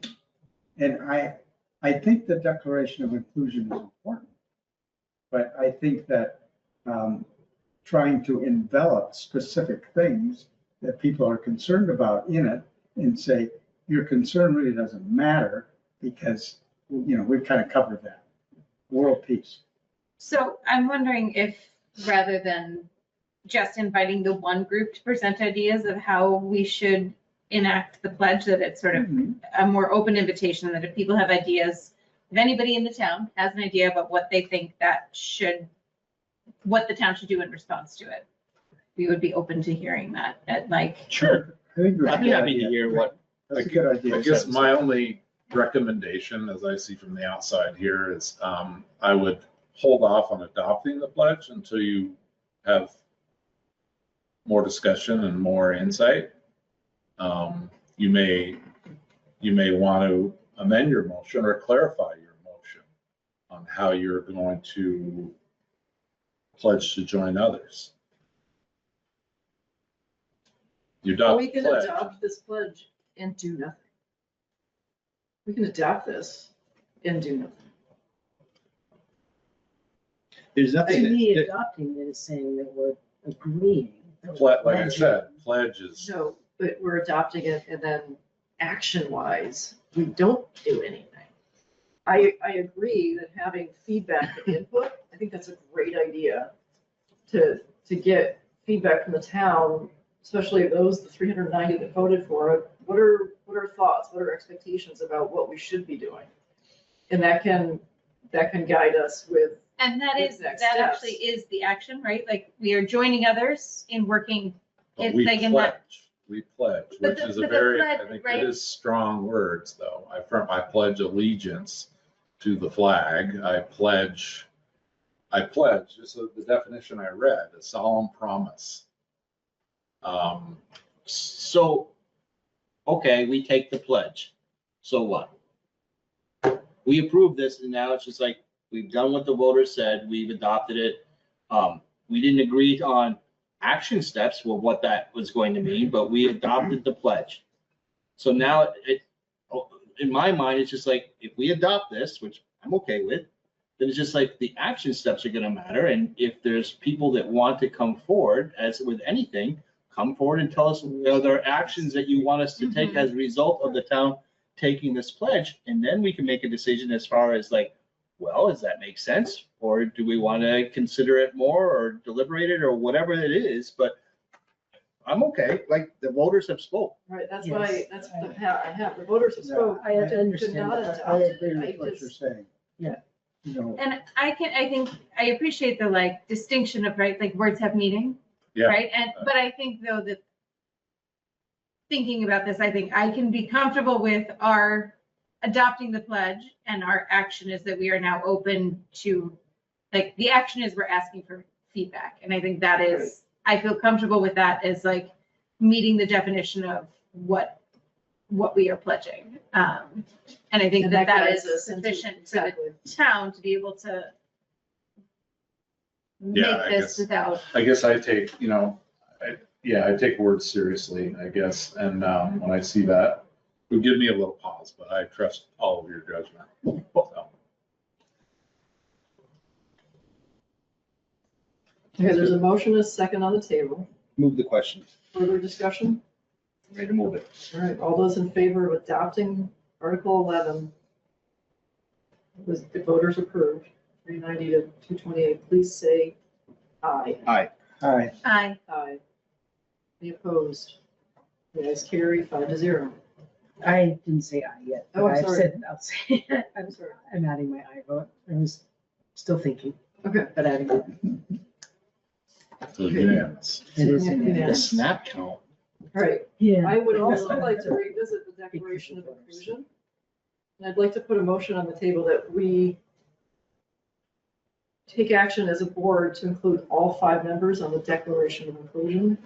I would like to post this on the front door, like Jericho does, and I'd like the Bennington I like sample the that format. you put forward, and I would love to have us flash this up and make it look real official and post it at the front door. I agree. I think, I just have one suggestion to it. I always look at like, they always say chair, vice chair. I think to be more inclusive as a group, I would just state your names, I like if that. you're okay with that. Yep. I think Totally. it's more of an inclusive thing than, Agreed. So I'm gonna make an amendment to the motion that we include all town-owned buildings. Post this at all town-owned Oh, So buildings. Yeah. that means here, that means at the Historical Society, that means at the Highway Garage, that I like it. this is, we believe in it, so we're gonna put this in any building we own. I think with the that's exception great. of post office. Well, right. Oh, yeah. Because we thought we can't. But yeah, But if that's we- a great idea. But if we could, we would. Exactly. So I'll try to have, I'll So try to, motion is on the table. I'll second that motion with the amendment. Great. I don't think I actually made a motion. Oh, Did I? I don't remember. I I did? thought you did, Okay. saying that you wanted us to adopt. Okay, so you've seconded with those changes, and I support that. That motion with those changes is on the table. Further discussion? I'll have it prepared and then maybe we can do it officially at a meeting or. Yes. Okay, Signing ceremony. We'll vote now. sure. All those in favor of reaffirming the Declaration of Inclusion and posting that in our buildings, you say aye. Aye. Right. Aye. Any opposed? The ayes carry 5-0. Excellent, I'll put today's date on it then. I'll put April 9th. excellent. It'd be hard to have a divided vote on that because you wouldn't be inclusive. That's great. All All right, right, green you're update. catching up. 1 point for Dan. Exactly. Green update. I didn't check to see, I've been needing to do it for days here, but see what we had in our community cleanup fund, but I think Yeah, we it's got a full. lot. I think it's full. So, Better grab it while you can. well, Yeah, it I does. felt a little guilty. You use it or you lose it. So Yeah. we try to use it every year. So how do people feel about another tire thing or do you like the tire Mhm. thing? Yeah. Yes. I don't know if Nate Gway, I think he's kind of out of the business, but I'll ask him. But if not, we had great luck with Gothiers last time. They brought, remember when we did it at the town hall here? They brought 2 gigantic ones in. And Bob, do you want to help with the food or Happy to. you did a great job last year with it? That is, And we I think shopped that's a nice local. thing, yeah. Yeah, we can repeat what we did last year. I don't think we went over $500 total. No. I think the only modification that I would, go down is that if we had some non-meat options, because there was a couple Yeah. of folks that, would prefer a tofu or a veggie, something or other. So I'll defer to, Yeah, I'll defer to the people that, tend to go in that circles. To point me in the, buy this, don't get that, type of thing. Gotcha. Um, Do you need a motion? No, I just wanted to get ideas. You mentioned something about the school kids. So I noticed that, that the high school sent out a specific notice, because the high school kids, are required to do some like community service hours, similar to like the scouts. So they made a specific, plug for the town of Jericho for Green Up Day. So I think that we would be well advised to make the similar type plug to the high school or to the district saying like, us too. Right, And then, make the scouts aware that, we would love to have them participate and help out with Green Up Day. And, at the end or when they want to come, we could provide them with, a little snack, a hot dog or a hamburger, whatever we're buying. I think hot dogs. I'd like to also, if we could get, we used to have a bunch of vests, safety vests, and they're pretty cheap. You can get some pretty cheap ones, but if the kids are gonna be out, I wanna make sure that they have vests available. They probably do through the scouts, I'm sure, or everybody's got a bright shirt. I don't know. Do they still make the bright green bags? Yeah. Wear one of those as fast. It's dangerous out there on the roads, but, Yeah. That's a anyway, good idea. I don't know. We used to have a bag of them. I don't know what happened to them. They might have got And chucked. there may be other places that we might have groups of kids go. If we're having, I wouldn't send them out on the road Right. so much, but, Moore Park, has a lot of areas. Yeah, I would tend to think that, the less heavily traveled roads, like, Yeah. if I, want to see a bunch of scouts on Route 15. Or the Yeah. valley. Or right, but I Right. would think like maybe on New Road or, Mhm. Stevensville Road or something like that, I think Yeah. would be, relatively safer than, some of the heavily traveled range road perhaps, type of thing, We've always had good luck on Mountain Road, by finding just enough trash to make it feel worthwhile for the kids. Poker Hill School, those little kids, like, wow, they do so much of Poker Hill Road. That is great. I'm not opposed to, like, you wanna get like a box of, vests or whatever, like, You get cheap Can you ones. check or- in with the school and see if we can get some? Yeah, kids they may have, first? some. And then Oh, if we get yeah. the kids, then we can have that discussion Sure, about if we yeah, vest them up or not. Yeah, What about Or gloves? we can have, some PPE available, yeah, for sure. And a little bit. they have a lot of that stuff. They do, okay. They boots and gloves and eye protection And they'll be supervised, obviously, so. Right. Excellent. I think that's Okay. kind of on You're- the, you're on the hearing supervisors, consensus. yeah. If there's any funding that you need, just let us know. I would like to apply for I guess, for the, community cleanup fund. And I'll see, probably we get what, Dan, 1,500 every year? Okay. So, We can use that 1,500 for the PPE, or does it have to be just No, for like for the the dumpsters, tires. the tires only? well, tires we pick up off the road are included, so we take those for free. But any tires that people want to bring in that they have in their yard, like a tire roundup, like we've done in the past. So how much, I'm just thinking a little bit outside the box, Yeah. so how much does it cost typically to dispose of your tire through your normal, like, how much would it cost if you went to the district to do that? It's a lot more expensive than doing the bulk tire thing like we do, but I think it's roughly $5 to $8 a piece, I think, for tires. I'm just wondering, like, could we, just as a suggestion, say like a donation, you pick a donation to support the conservation fund Yeah. for people that are bringing tires that they may have, a donation, would be appreciated to help, support the conservation fund or whoever, type of thing. And then, they could use that as, to help put on additional, speakers or That's a great whatever, idea. they're just, It's a great here's a, you can do it, but, we'd appreciate if you gave a couple bucks for, It's not mandatory, but put a Mhm. suggestion out, box out. yeah, Sure. Yeah, we're saving people money. right. But I But it's also their like, That's a good idea. It's their money, though. The community cleanup fund is their money. yes.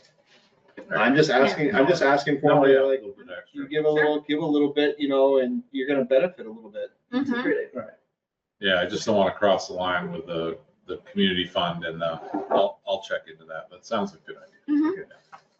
Mhm. Okay, can we move to town administrator? Sure. We're only 4 minutes behind. We're catching up, but we're further behind at some point. So Much further. sheriff's going to be deferred to the end. Yep. So I've got the class 2 paving grant application complete. And last time I said, you gave me permission to just submit it, but there is a couple forms we need to do. So in that bid package, we added the default clause or the force majeure language is in there. I did make the bidders aware that Pleasant Valley Road is going to be closed from the north.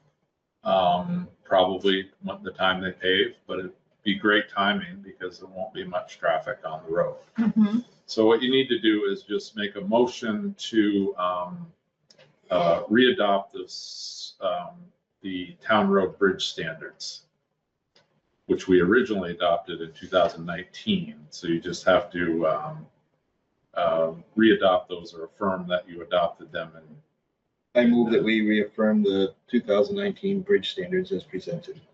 road and bridge standards. Yeah, What bridge great. standard? What are those?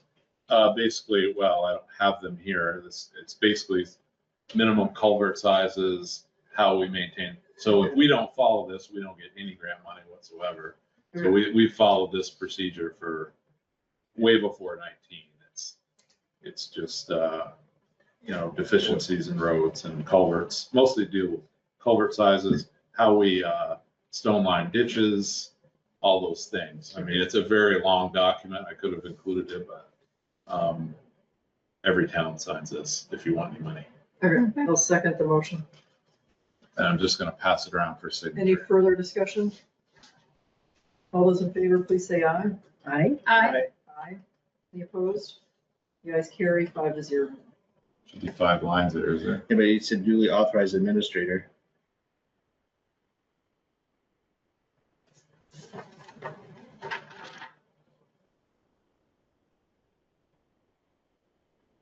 If you're okay with that, I'm okay with it. I just, Yeah, Patty could just sign 1, 2, 3, 5. Yeah, Patty could just sign that line as the At the chair. bottom? Yes, at the bottom, yeah.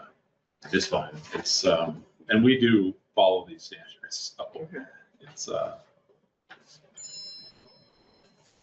And you do the top or the bottom. and then this other thing we have to make a motion is the TA 60 form. And I think I included the breakdown of the TA 60 for you. So the TA 60 form, Where does the TA 60 form start? I don't have the page, I don't have it up, but I could get it up. If you just go to the bookmark where the grants are, should follow suit. But I don't understand on this one. On 7/1/2026, 2019. Well, that's when it was adopted last. That's when it was adopted officially. We had to re-adopt our standards in 19 because there's a new set of standards. Oh, So the but select it's- board did that. On 7/1/2026, and then the No. 2019. 2019. So right here, we've reviewed, understand, comply with, I know you don't have them, I could have, that's, so on July 1st, that shouldn't say 2026, I'll just cross that out. Okay. Yep, it was 2019. I know it's confusing. Good eyes. So hang on, Patty, to answer your question. Yeah, in looking at the bookmarks, I'm not getting to the right page. This is the paving Page bid. 27, what you want.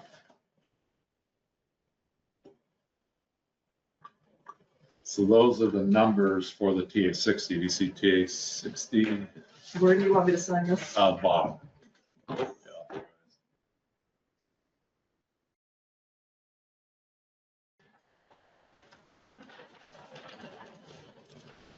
So do you see on page 27? Mhm.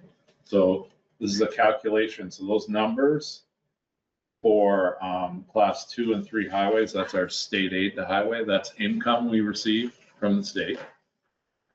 However, I explained in the grant application that we're using that money to put into a reserve fund for disaster coverage. And then the total tax fund, so that comes right off the warning, that 1,881,000 we're collecting from taxes. So that gives you a number of 2 million. And then what we try to do is break down winter maintenance versus non-winter maintenance. So we went through with Russ and Jennifer, and we did the best we could to break it down to winter maintenance and non-winter maintenance. So if you go back to this application, just for a minute, go back to the first page 25, where the application starts. See on the far right where it says emergency? So if we had a disaster in the summer, like a big flood, they're gonna pull this TA 60 form out. And if we go over 10% of our non-winter maintenance, we would be eligible for money. So this is the whole main purpose of this TA 60 form, is to see what we qualify for emergency funds. Okay. So I've done that, and I've gotten the numbers closer. This is very unusual, I think, because we do a lot of our own work in the summer, like culverts and all these things, that our non-winter maintenance is actually higher. Paving, so forth. Not winter maintenance can include trucking of sand, all things winter. So payroll, overtime, all of that. This is as good as I can get it. In some towns, it's the reverse. Winter maintenance is a costlier thing than non-winter maintenance, not in our case. So anyway, those numbers have to balance out. And then if you go to page, Do you need us to approve this? yes, Right. I'm not quite there yet. Okay. So page 28, this is all you're certifying to, is that we spend more than $300 per mile on our highways. And I think you can all safely say we spend more than $16,000 a year on our highways. So, You do. so a motion to approve the TA 60. Okay, I make a motion to approve the TA 60 form, which is an annual financial plan / town highways report for the state. Sign. As presented in our packet, is there a second? I'll second. Thank you. For discussion? Okay, all those in favor, please say aye. Aye. Right? Aye. Aye. Any opposed? The ayes carry 5-0. In the future, do you want to see a breakdown of these numbers? It's quite complicated, but I'm more than happy to do it. I didn't see any. Okay. If somebody, And like I said, this is, you know, he keeps encouraging me, he goes, you gotta get your non-winner number down. I'm like, well, I'm trying. I can't do it. So. Only do so much.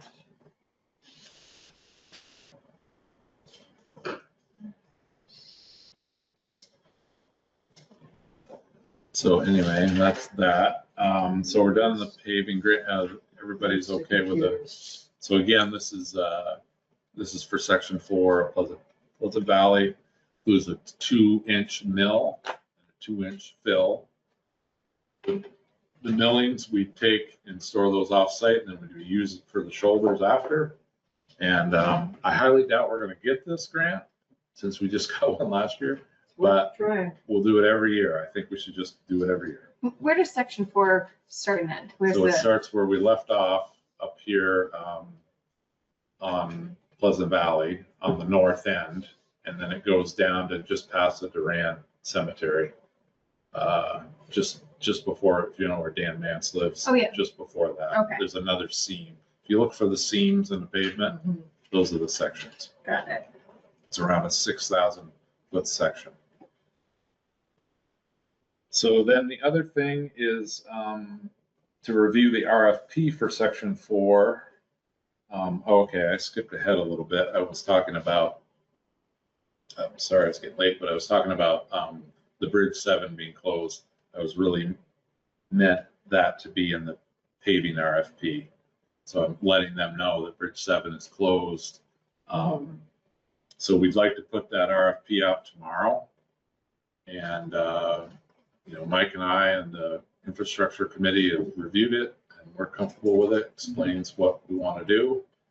I think you'll see in the grant applications, the numbers are going to be more than we anticipated because of the diesel price and the tar price.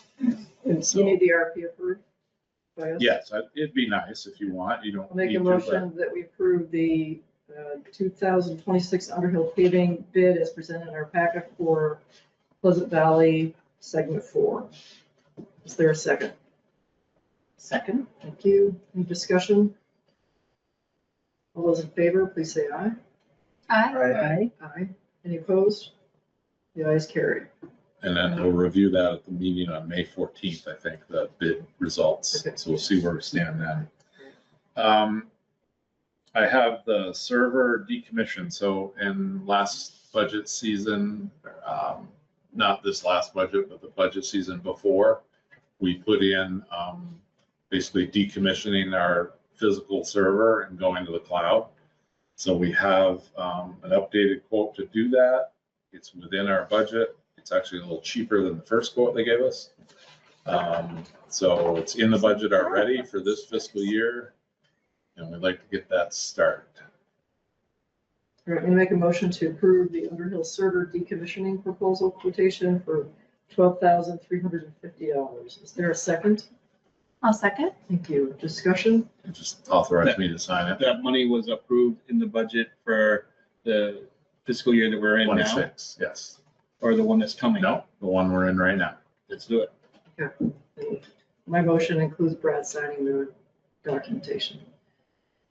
Okay, any further discussion? All those in favor, please say aye. Aye. Aye. Any opposed? The ayes carry. So we have two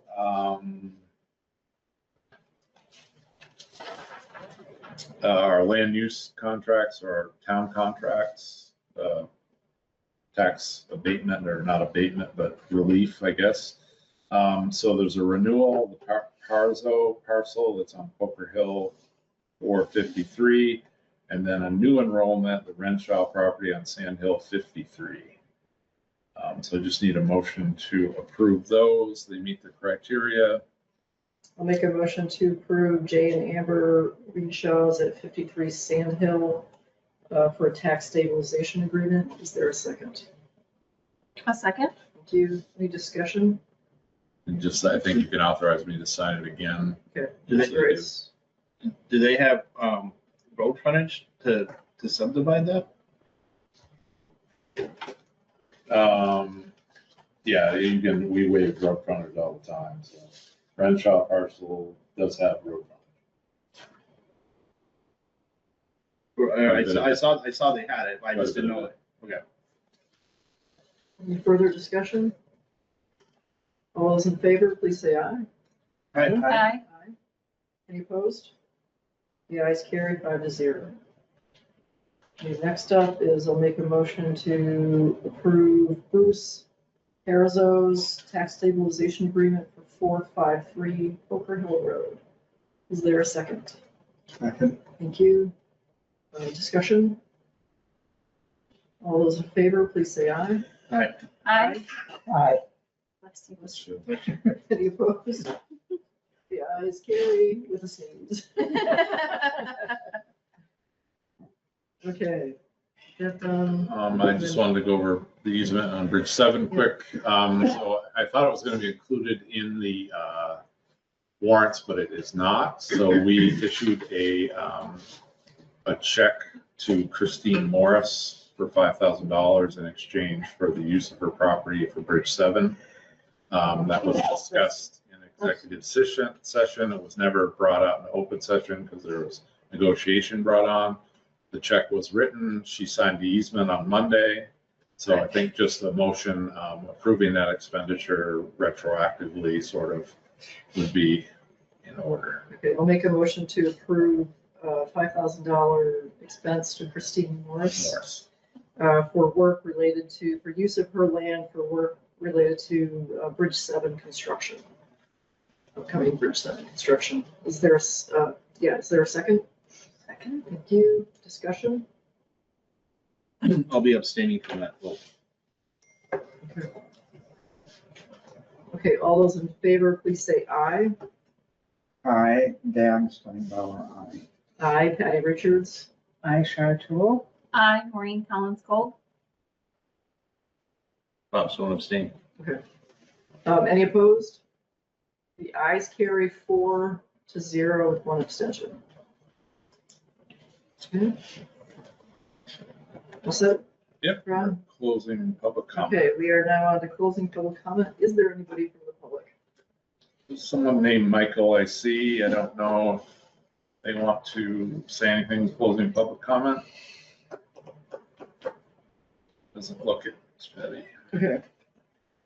Let's move on to review and approve warrants. We'll make a motion to approve paycheck or salary warrant dated April 9th in the amount of $18,229.39. Is there a second? I'll second. Thank you. Any discussion? All those in favor, please say aye. Aye. Aye. Aye. Aye. Any opposed? The ayes carry.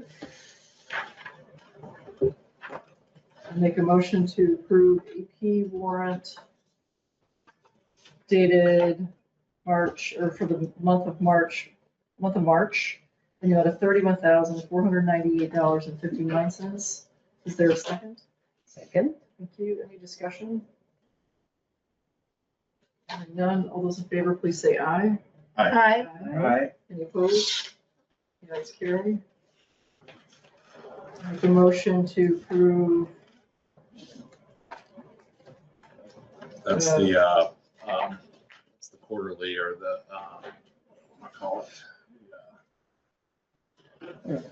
Make a motion to approve check warrants April 9th, 2026. Is there a second? Second. Thank you. Any discussion? It's the auto pay warrant. That's the way we would call it. Any discussion? All those in favor, please say aye. Aye. Aye. Any opposed? The ayes carry 5-0. Next, So then there's a letter in your packet on page 68 that has to do with the auto pay. So we have this deal with Green Mountain Solar, or Green Lantern Solar. And nobody is, they currently all kind of work from home. That's our solar array in the Beartown. So we have this kind of thing where we pay and then we get money back and credits for our power bill. So they really pushing Jennifer to do that on a auto pay situation. So basically it'd be an ACH withdrawal, just like you saw on the auto pay warrant. Because they don't have anybody physical to go to the post office and take checks and go cash them. So Jennifer's asking permission to add them to the ACH. I'd like to discuss that in executive session. It's a contract. okay, we'll move that to executive session. And I really don't know a lot about it, so I have nothing to add except for what Jennifer's memo has. Okay, I'd like to approve meeting minutes. Make a motion to approve March 26th, 2026 meeting minutes. Bob, you were absent, so we'll do a roll call. Is there a second first? A second. Thank you. I think Cheryl got that one. Any discussion? Okay, all those in favor, please say aye. Dan Steinbauer, aye. Hattie Richards, aye. Sharon Tool, aye. Maureen Collins Kolb, aye. Bob Stone abstain. Okay, any negatives? It's approved 4-0 with 1 abstention.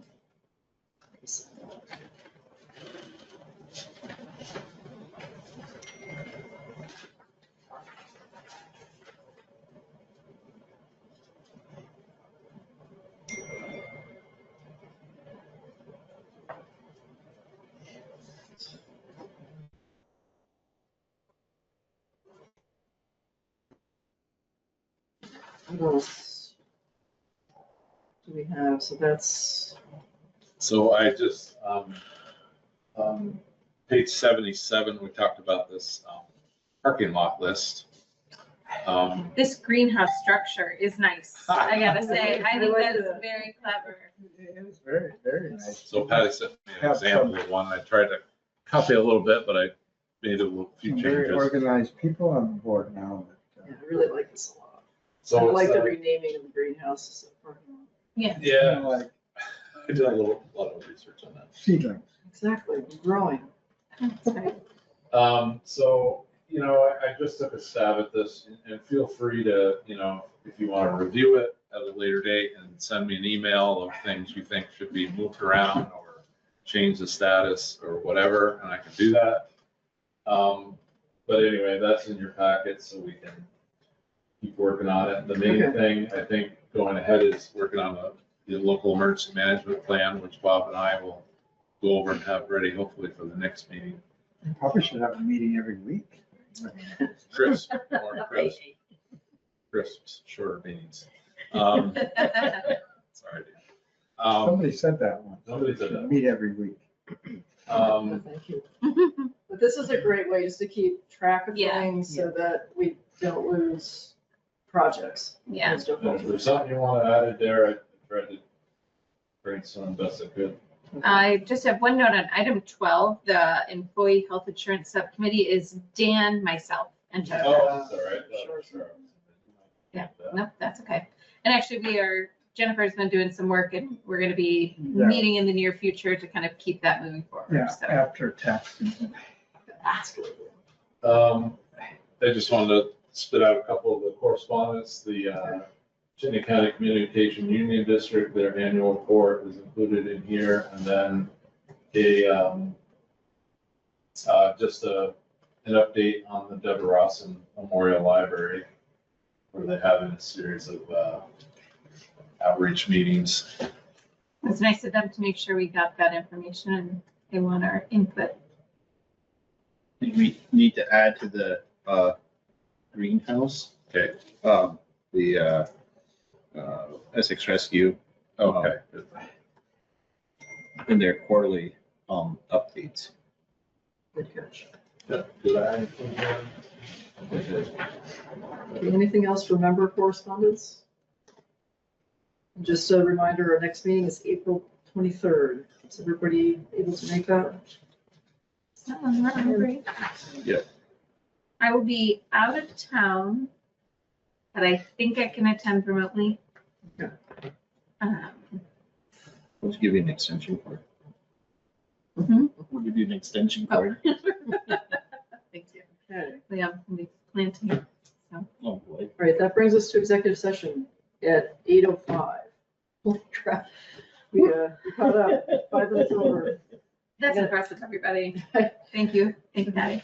I'm going to move to go into executive session pursuant to 1 VSA Section 313A2, the possible negotiating or securing of real estate purchase or lease options where premature general public knowledge would clearly place the public body at a disadvantage. Is there a second?